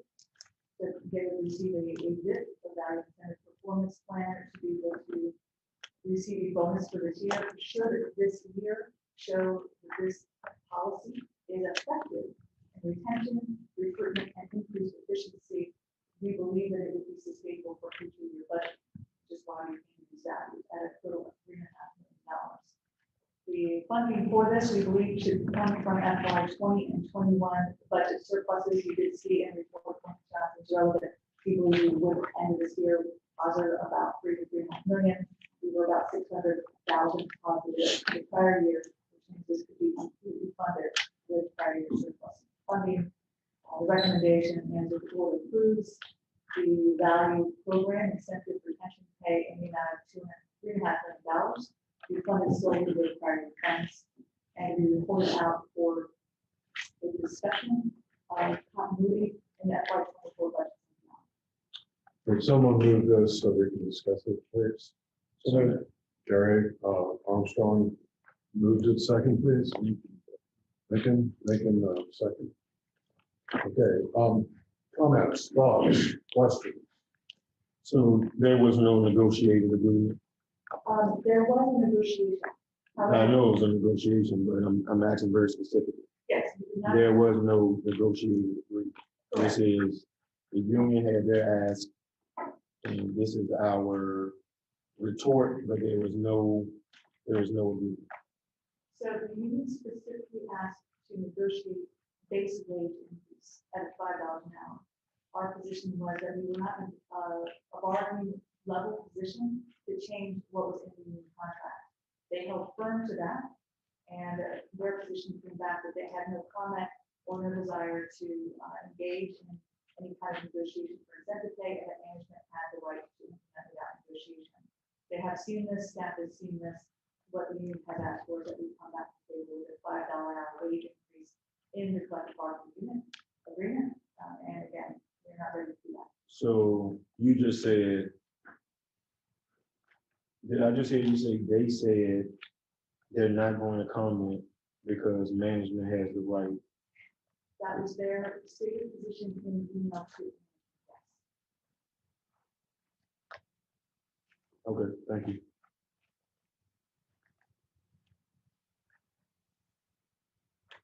Thoughts, comments, anything else?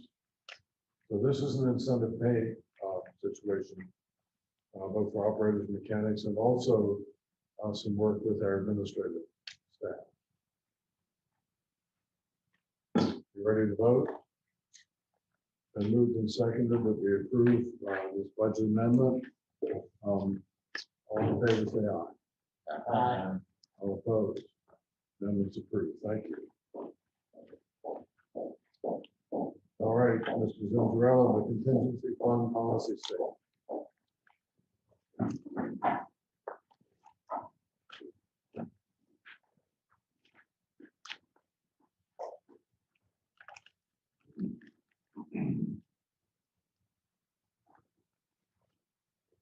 Mr. Chair, members of the board, this resolution is brought forward from the pre-meeting. Some background: on September 17, 2013, the GRTC Board of Directors established a contingency funding policy goal of 15% of the total operating budget. And GRTC does currently have a contingency funding level at about $5.7 million.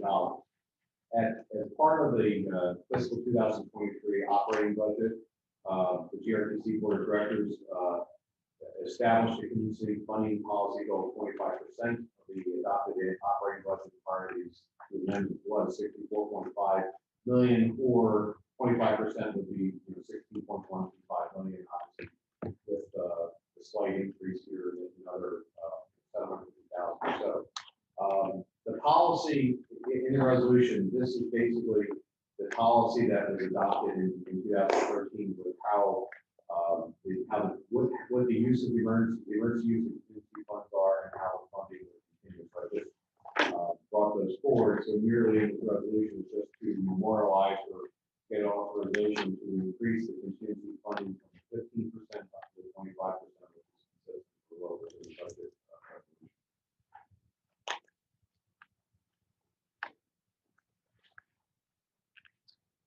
All right, so thank you. Could I have a motion on this and then we'll discuss it, please? No.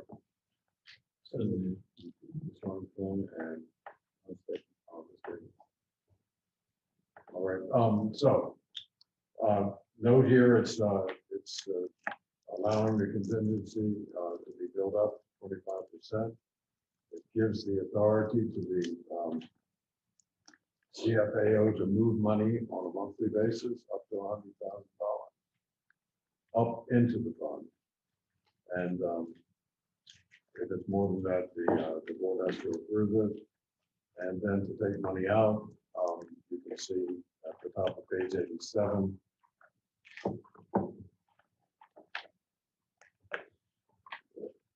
What's the justification for monthly transfers of 100,000 versus yearly and year surplus or other budget amendments?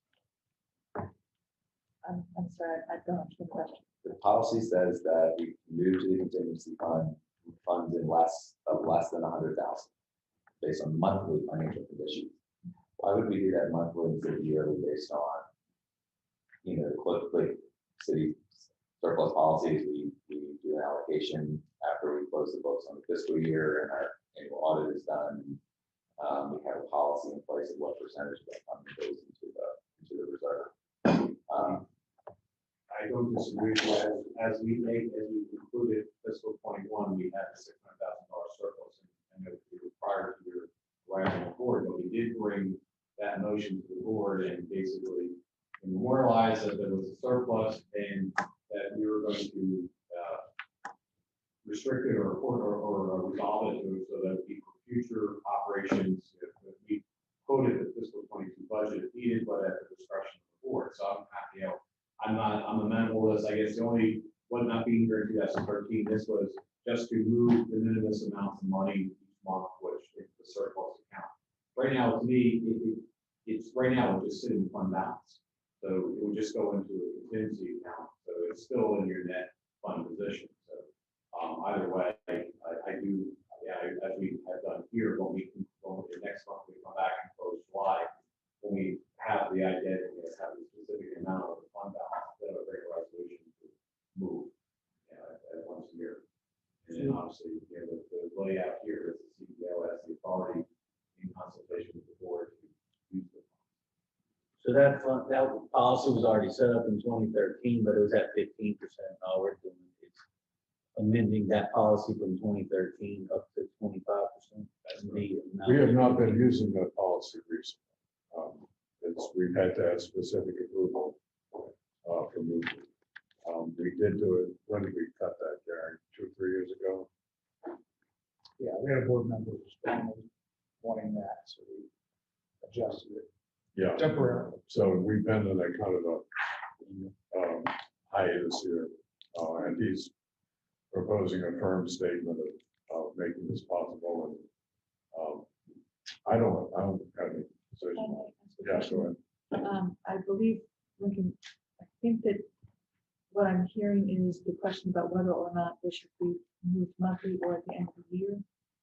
John, is there a benefit to us putting it in monthly as far as putting it, indexing it into a interest fund versus annual? I mean, right now, or we try to sweep surplus money out to the contingency funds right now. It's invested in with this, we run the rest of the funds basically are commingled within our GRTC operating. So there, if they're sweeping the money, as we're having discussions with the CPK money, I can also have those discussions with the regular GRTC operating account. They have funding mechanisms of minimum balance of 500 every night, sweep everything over into the treasury, have the same day access, so we can do that. So we don't need the policy to have the CEO sweep every month in the contingency fund for an interest to do other things here. There is, as we see from the financials, there's a little oscillation each month. Some months are a little bit, as you do that, some are a little favorable, some are not. It's just recently the last 3 or 4 months because of the GRTC, but our goal primarily in closing the books is to be almost break even, primarily the reimbursement based aspect. And we have the operating contributions that come in. So as last year and I plan to do this year is after we conclude the year, very similar to William's comments, is that we then bring back to the board, here's the surplus, let's have a board action and put it in the contingency fund and then go from that. So that would be another way of doing it, right? Yeah, okay. I might also make a comment. It is, of course, you're going to be having a new CEO, and that new CEO might have a different feeling on how to manage. I tend to take a more conservative approach to our fund balances, that I believe that those funds should be tied up and should be locked away, but if there are favorable balances, they shouldn't remain as a surplus that would allow executive staff a level of higher discretion over spending those on non-discussed items. I think that tying those monies up gives the ability to better manage and drain those resources. And it's for fiduciary responsibility reasons. I do not believe that a CEO now or in the past or in the future is fraudulent, but I do believe this puts a check and balance on those funds. So I was speak one, I think that there's some details in here I would like to discuss further before adopting it. And if that means referring it, if we adopt the committee structure and referring it to the finance committee to discuss, I would be more comfortable with that. I mean, I could articulate some of their concerns. First of all, I'm very supportive of the policy goal of 25%, but the process of which we deposit and withdraw, I think needs clarification. I'm more comfortable with a financial cap on what the CPO can withdraw, with disclosure to the board, but not requiring, the chairman to authorize it versus leaving it to the CAO's discretion with full disclosure. And so those are the kind of details that I think if there's a direction we want to go with committees, and we please refer this to committee for further discussion. Okay, would you make that a motion to? I would. He can move forward. A motion has already been made. Yeah, but he can. I would move that we refer to the established finance committee. We have to pull it up. I think You already made a motion, so you just got to vote and just let it die. And then you can do another. You can't just substitute, sorry, Well, you can accept the substitute. and I can accept- You accept the substitute? All right, so the substitute is the has to be referred to the finance committee. The secondary accept the substitute. Someone will be finance committee. We're gonna have it. Yeah, you're about to be finance committee. Thank you. All right, it's been moved and seconded that this be referred to the about to be finance committee. All in favor, say aye. Aye. All opposed? It's happened. Thank you very much. Thanks for your work. Okay, next is board committee structure proposed. Yeah, speaking of, right.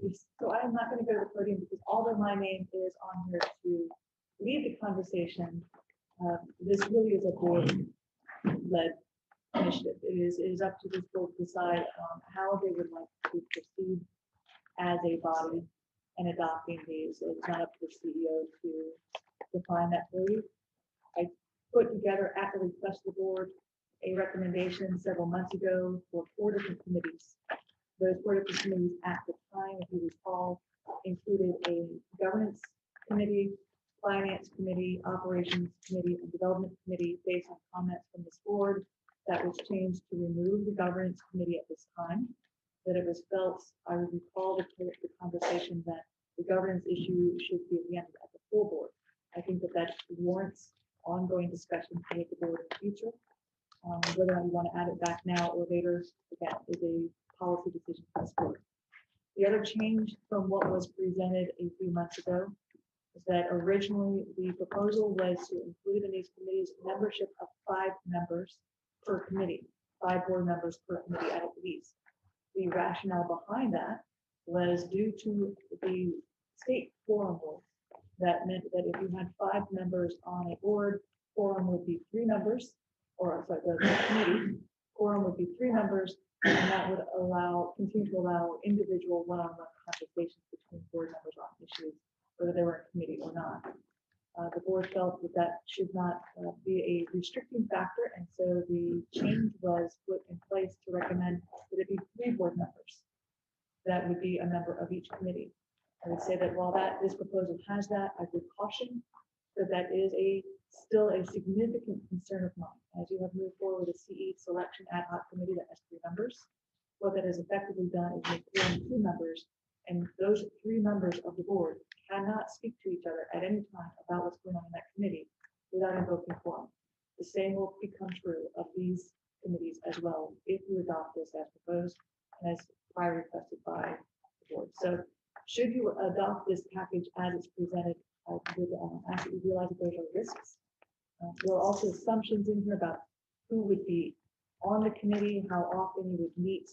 Those really do need some additional conversation. They were a first blush on what I think could be effective means of meeting and staff coordination. you can adopt it as it is and then modify it, or you can go and have additional conversations, modify it, bring it forward in future months. I would recommend that you don't wait too long specifically for the finance committee in, because of issues that are coming up with not only the current budget amendments that are being proposed and contingency, but also with resource allocation issues that need to be addressed sooner rather than later. So if you adopt this entire policy, it's one thing. If you don't, I would recommend that you at least consider and adopt the finance committee at a minimum. And that is all I have to, and then I'll back up and allow your discussion. Who's got something to say about this? The number thing is, the way I understand the problem, and Bonnie and I ran into this yesterday, is that if we have a 3-member committee, 2 members are quorum, and all of a sudden those 2 members are subject to FOIA. So theoretically, if Tyrone and I are 2 members of the 3-member committee, we can't just talk. We have to have a publicly announced meeting. And that's why we couldn't call. I had to get a phone call yesterday Yeah. about, From a staff person. from a staff person, because a board member could call me and tell me what happened in the meeting that I couldn't attend because we haven't adopted a policy to attend virtually. So there is obviously That was fun. some advantage to having a nominal 5-member committee, even if only 3 meet regularly or something. Well, I think if you're gonna have 5, you have 5, right? Like, that's the committee.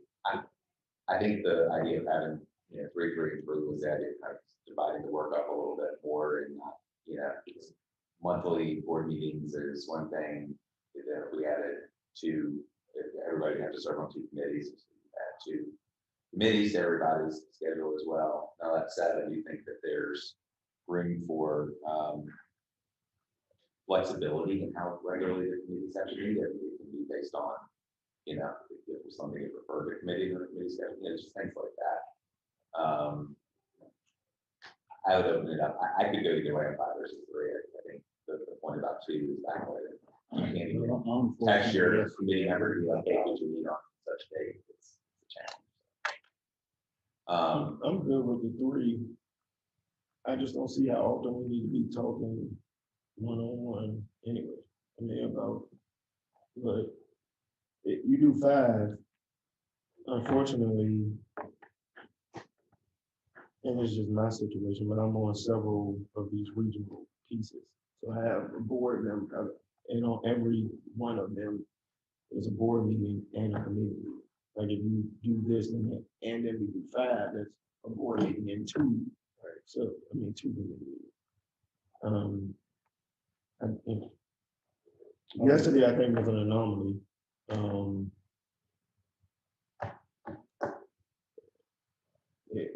The ad hoc committee that we're on is just different. I just don't see people on the finance committee having to do a whole bunch of one-on-one conversating. That is not a meeting, but I don't know. Either way, I guess I'm like, yeah, it doesn't matter. We got another subcommittee. I understand the point on 5 versus 3, and also understand how yesterday got screwed up. So, and there's no other option. So we do 5, then we don't have to meet every month, right? Yeah. Exactly. If we do 5, our staff members for GRTC or locality able to serve on the committee. I mean, certainly to be present, and whether we call them committee members or not, I would love. But there's obviously presence is clearly invited. Part of this thing says that they should include senior staff liaison as non-voting members. So I think we could add or jurisdictional staff as non-voting member as.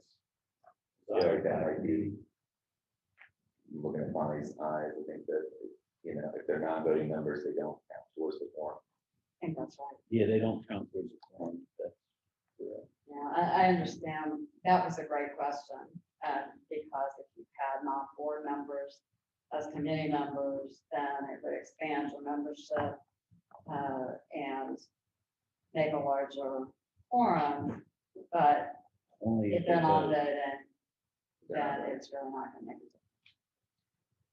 I mean, help me out here. I'm unfamiliar with a committee structure within a public entity. We could vote on something in the committee to take to the board. Nothing gets done until the board votes on it. That's correct. So we still are affected within the committee, even though that has no power. You are, a board created committee, a public body creating a committee.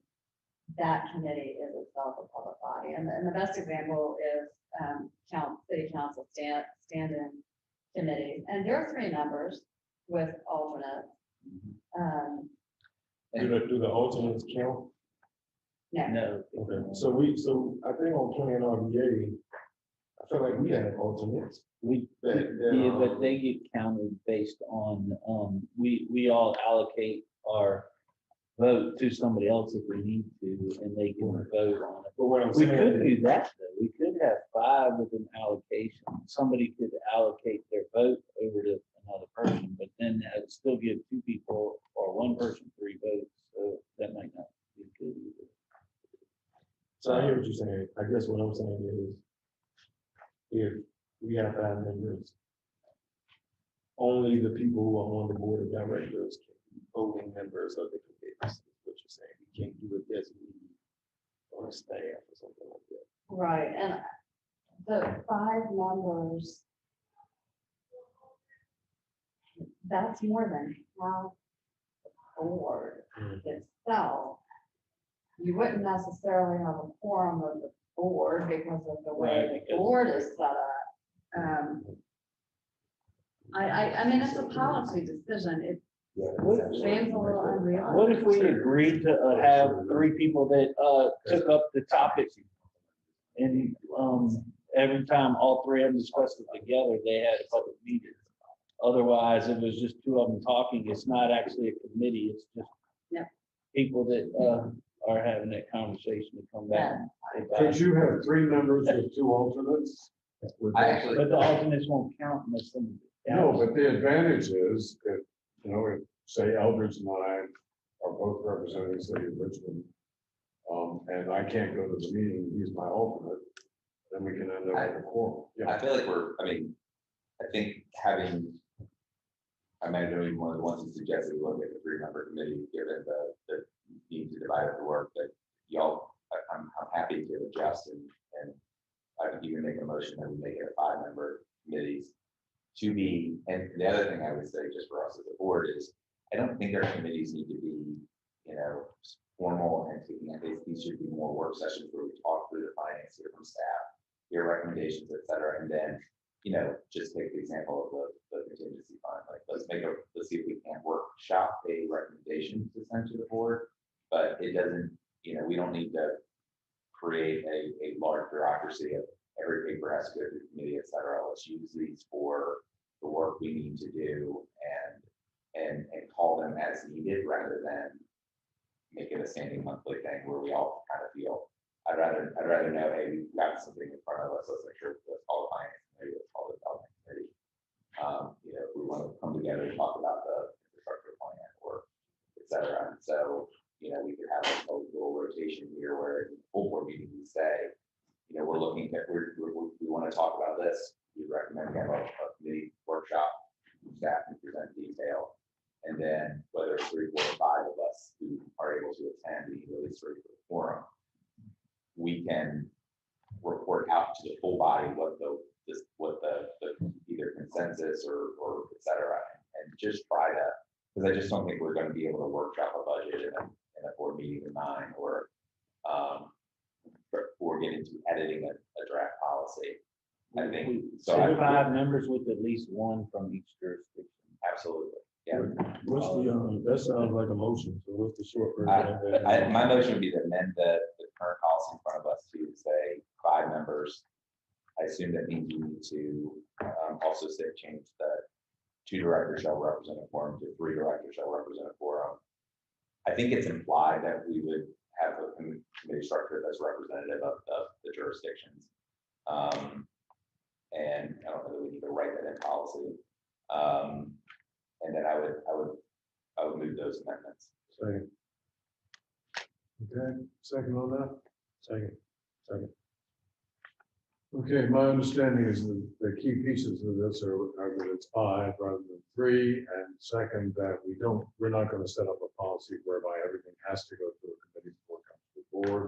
These are basically work groups that take referrals and process stuff that needs to be processed. Okay? Any further discussion? Just to acknowledge that I will change this right up to 5 members, 3 for quorum, remove this comment about the need for representation from every jurisdiction as that should be said. The one thing that to also acknowledge this doesn't have is this doesn't necessarily, the original policy, the detailed one that I had originally sent, which is included, or actually is included here. If you go through, it has more details in it regarding when you meet, how frequently you meet. Did you have a, that's the question in it. Yeah, there, for example, this has that board policy committee is in here. So I would, the question, do I take that out? That's not in here right now. The board policy committee is not here. We can take that up again, but we're not doing that. So the other questions would be, for example, do you want any other changes in here regarding when you meet? Or notice, like, for example, under item B, Finance Committee, section 6, it talks about the committee meeting each Friday prior to the board meeting. No, we did not want that in there. That's part of the amendment. Is that these committees meet only as called. We want to vote on this one right here. Sorry? Yeah. This one right here, not the one with all the details. Okay, so the draft is set aside. Yes. You're doing just the proposal, the summary that was in here. Next question will be, how are you appointing people to these committees and when? And how will you nominate chairs and what chairs? That's not in this high level summary. And you want to vote on establishing the committees and then have a discussion about how to put people on them. Mr. Chair, can respectfully thank you, Julie. Can we just do all of that next meeting? Can we just vote for the committees right now? And then maybe we'll. So we will We'll vote to make the box and we'll put the walls in the Yeah, box next. we'll put the people on, figure out the chairs, figure out, I concur that it would be nice to move it on. I bring these up because we do have an action in the prior action that says that we'll refer something to finance committee. We'll say that's the finance committee, but we can't actually enact the finance committee because we don't have those laws yet. I would And just say, I'm putting that off. Just want to make sure the board's aware of that. I would defer, I mean, look, for the remainder of this term, for lack of a better word, I would defer to the chair to set a committee, put the numbers on it, and let us have a discussion. Okay, thank you. And I'll do that, and you and I will figure out who we need at that conversation. Yeah. Okay. Okay. So that's the modified, what's on the table, the summary, 5 members, 3 for quorum, remove the language about representation and defer to chair to actually appoint members for this first term. And schedule. Defer to chair for membership and schedule. Thank you. So that's you and me figuring that out. For that. No, I mean, who we need in that conversation. Okay. All right, if that's been moved and seconded, did you get that?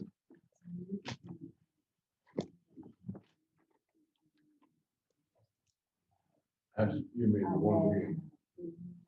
Sure. Okay. So, yeah, you mean in the legal stuff around the. I'm not sure who said the motion is second. All right, who's moved and who's seconded? Lincoln. Moved out second. All right, it's been moved and seconded that we basically establish this community structure. That it, we have 5-member committees that they meet as called. And we'll work out further details later. Perfect. All in favor, say aye. Aye. All opposed? Thank you. And thank you for your work. Thank you. Okay. Colleen, I'm ready to go through the Chief Executive Officer's report. Mr. Chairman, members of the board, I know we are running late. We have done a lot of this meeting, and so I will defer any comments to the next board meeting. Just want to say thank you for the time. I know you still have some action to take before we close it. All right, board chair's report, thank you very much. I have no report, we're about to move into a couple of key questions here. First is a committee report from yesterday's meeting of the dealing with the issue of getting forward with selection for a new CEO, and then we have an executive session. So, whatever else what you got here. So yesterday, you already heard, we only had able to have two. Then, Reverend Campbell and I were there.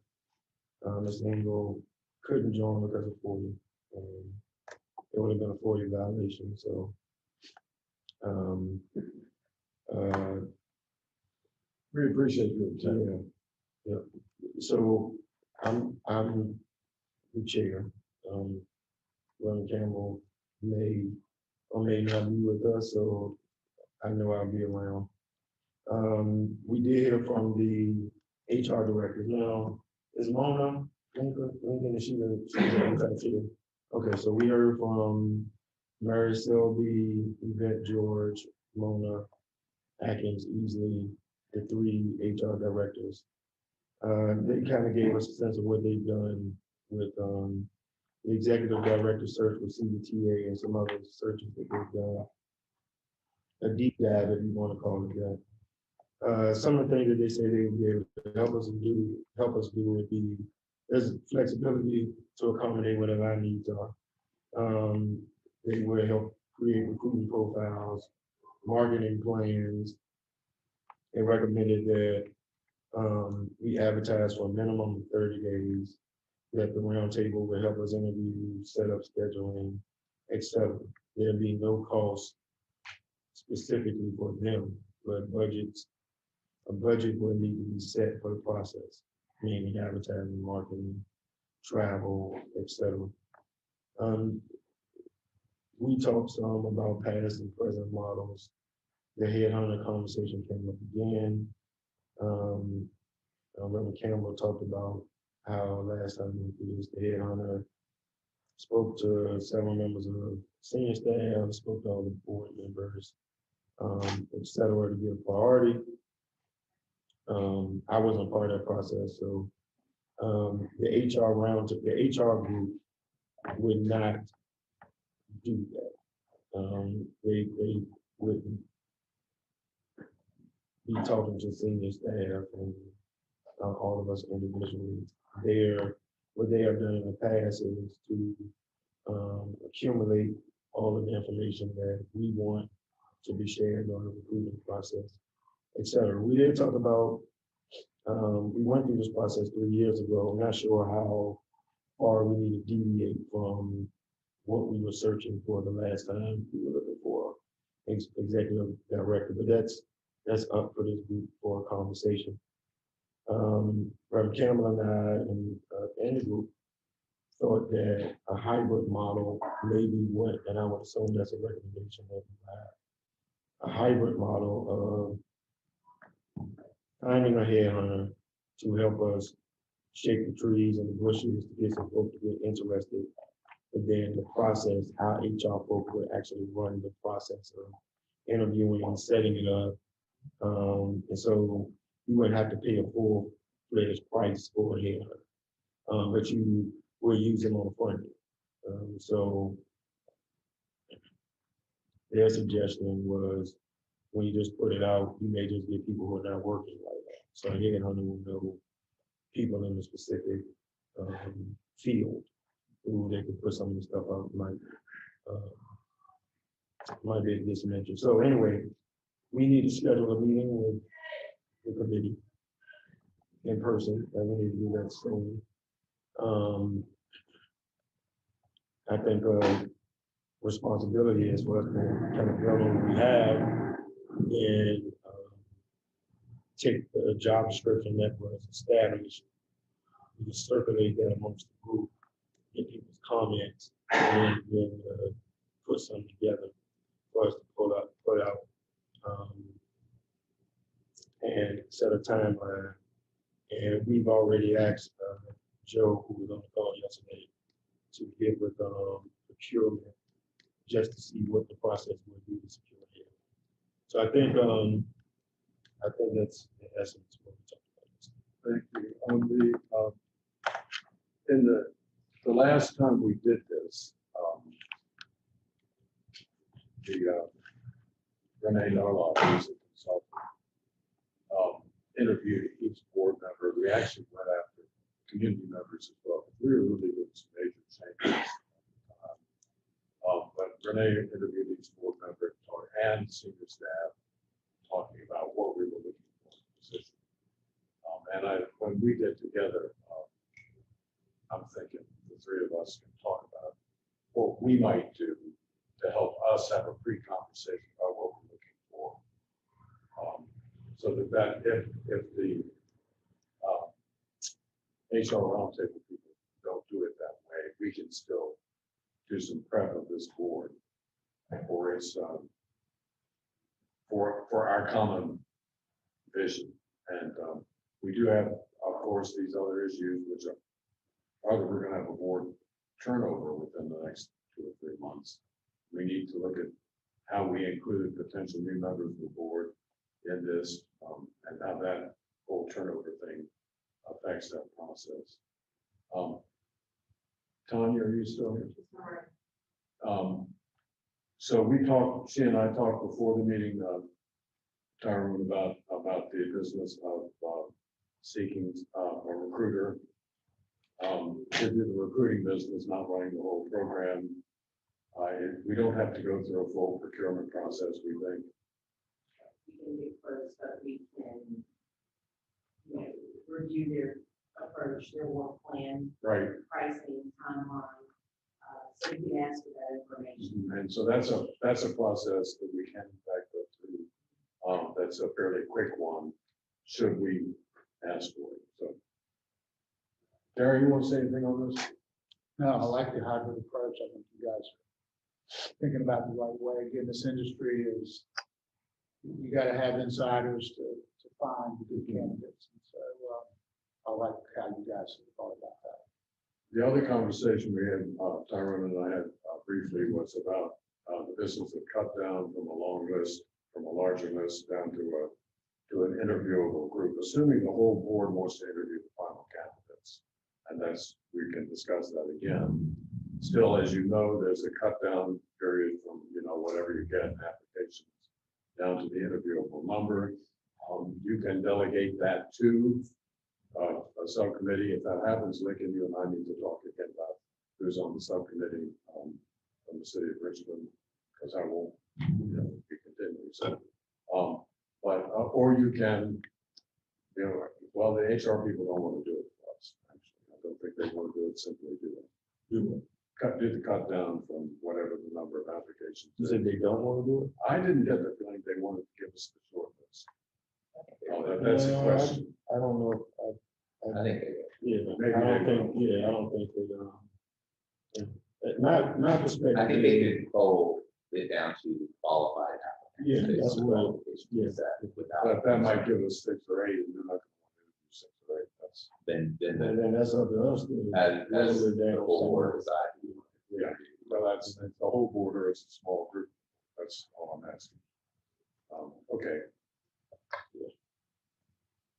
I think right now, if the group is okay, then we will look at, if you're okay with us doing this, or if you want us to wait until the next board meeting to figure out who we can use as a recruiter. You can trust us with that, then we can try to make that decision. Personally, I thought that yesterday, I hear Reverend Campbell talking about the changeover in October. It's July, we're gonna get, we have to move. We can't be waiting around to see who we're going for. To me, a timeline, I'm just throwing it out there, 3 to 5 months would get us somebody at the beginning of next year. So I'm with you on that. And no, my only question is if it comes to selecting between candidates, what do you guys want to do? I mean, We can worry about that later. It is not a problem today. Today process. And if you'll give us permission, to meet We know, again. we know what the committee is. If the committee needs to change persons on the committee, we will work through that, but, I think that I'm just comfortable with the idea of the committee. So first of all, the HR staff can fill out the not qualified applications, we can just give us the qualified ones. The committee can make recommendations for who to interview, but give the full board the full list of applicants, so that issue can be raised if we say, hey, you. So you want, Let's have a, I mean, you want the full list of the vetted. of the vetting candidates. Yeah, after the HR group. And we welcome the committee to make recommendations for who we should interview, and then allow for board feedback. Should we, wouldn't it be helpful, Tyrone, for us to have another committee meeting in the next couple of weeks? Oh, yeah. To get this tight. We need to do like in the next. Get it firm back to the board. we probably need to have some type of, budget, so that if we do think that, we can get some numbers back with a closed bit, the committee has the ability to, within some agreed upon budget, bring somebody into the mix to start. Is Joe listening? I am. All right, good. So can Joe coordinate with us, like in the next 2 weeks? I don't know how busy your schedule is, but. Yeah. We'll figure it out. You need to have the meeting and to discuss. Right. budget. Us do the next. Okay, meeting. Joe, you get this committee together, talk to Bonnie about everything. Yes, sir. May I make Yep. a suggestion that, for your consideration? And that is regarding how quickly you want the process to move forward and how much authority you want to give the selection committee. That when you move forward and you're looking for procurement to come up with a possible recruiter, do you want to give the committee the authority to go into, to make that recommendation without the full board? Does it need to come back to the full board? And do you want to set up a preliminary budget now so that they can have a target? And I have a recommendation on a budget number and a recommendation that you do give that authority to the committee. Okay. The budget number I would recommend is $200,000. That is what I've seen across the industry for the entire process, including travel, meeting spaces, and the headhunters inclusive. And if a different number is necessary, that committee would then come back and make a request for additional funding. Is that with the consortium then? Because honestly, that sounds high to me if they're not running the process for the. It would be both for the possible headhunter, which I would expect at this point from what I'm hearing, would likely run in maybe the $75,000 range. But as you have candidates. $75,000 just to help us find candidates. Potentially. I would not expect it to go higher than that, but you'll also need to have. I need to be ahead of it. I know.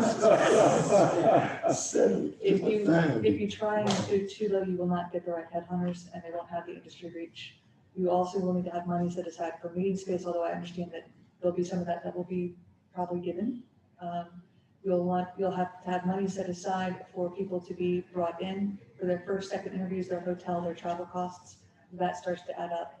Meals, because of these meetings and these interviews can be very large. I think $200,000 is generous, but again, that's a not to exceed value, not an expectation you would spend every dollar. It's to give you a framework or a window. And if you want less, that would be up to y'all. What was the last, what we put up last time for that as far as? And it was 28. 28. You know, additional cost was probably another 25. So then we just, Probably 50 or so. we can just take the recommendation, vote on it. Clearly, you know, if we spend $200,000, I feel like we're doing something wrong. I do too. So at least you know the people that you're talking about doing it don't want to spend that From what much. I'm hearing in the industry, We will if we have to. from what I'm hearing in the industry, $200,000 is not unreasonable for this process. I know that several years ago that was much less. And I understand that what I'm looking at are agencies that are much higher profile, larger size. You shouldn't be that. But again, that's based on what I'm seeing in the industry on current day basis. So the committee though can come up with a budget. Yes, sir.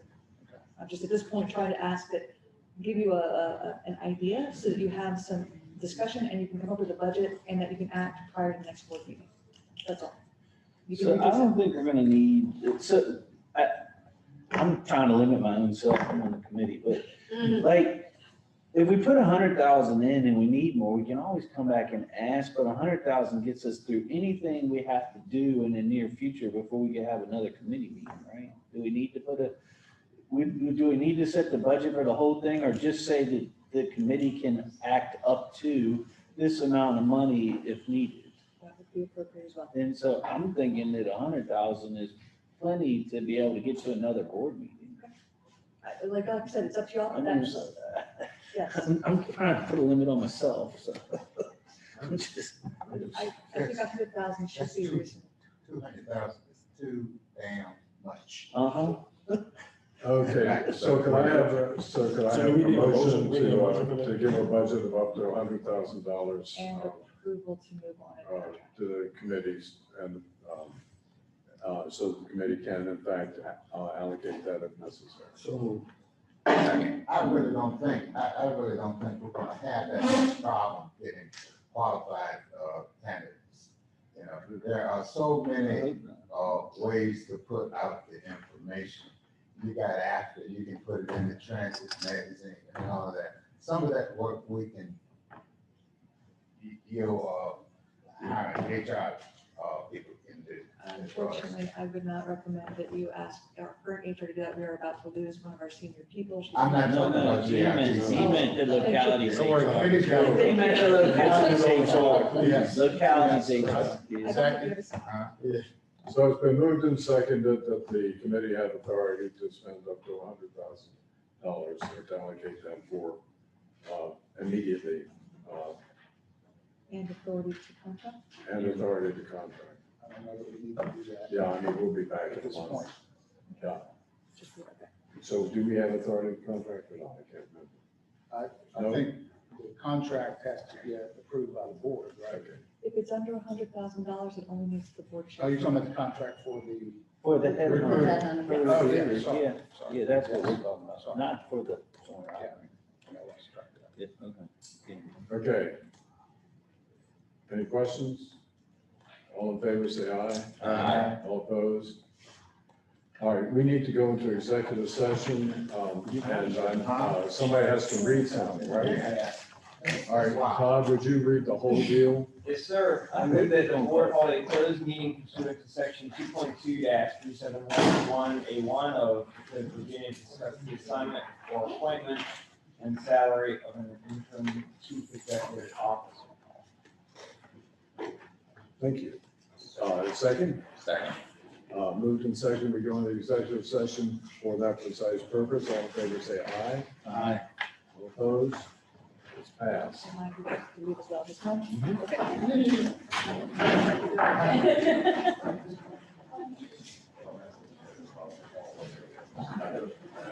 So after Monday. $75,000 to get. Yes.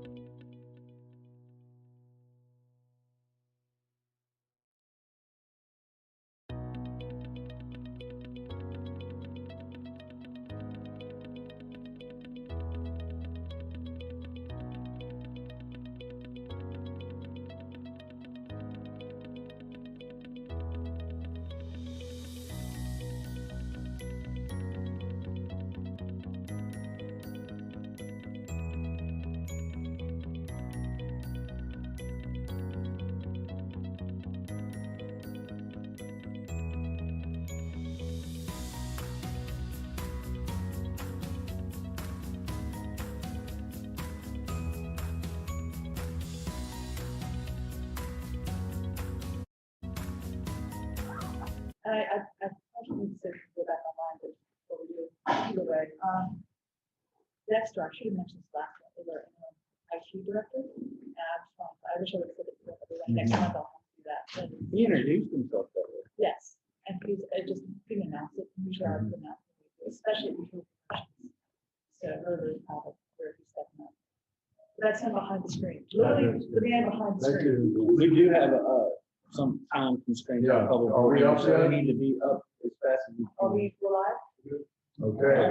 Whereas the board of directors of GRTC has convened a closed meeting on the state with the affirmative recorded vote and in accordance with provisions of the Virginia Freedom of Information Act, and where section 2.2-3712 of the Code of Virginia requires a certification by the board that such closed meeting was conducted in conformity with Virginia law. Now therefore be it resolved, the board hereby certifies that best of each member's knowledge, only public matters lawfully exempt from open meeting requirements by Virginia law were discussed in a closed meeting, which the certifying resolution applies and on such public business matters as were identified in the motion convening the closed session were heard, discussed, or considered by the board.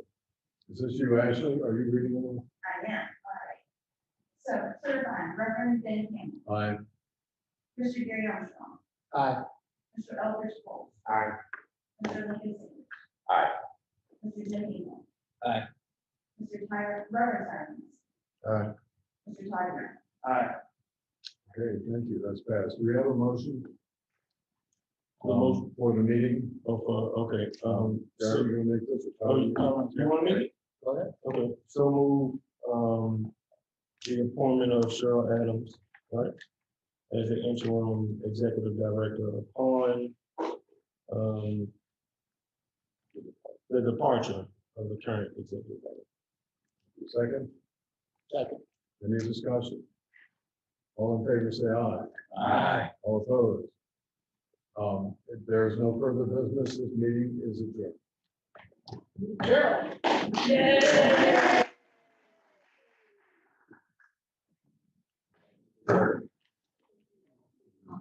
Thank you.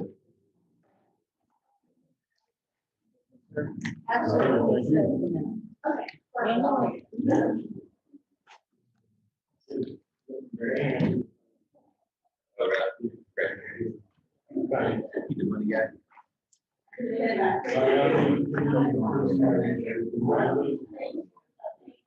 Reverend Campbell.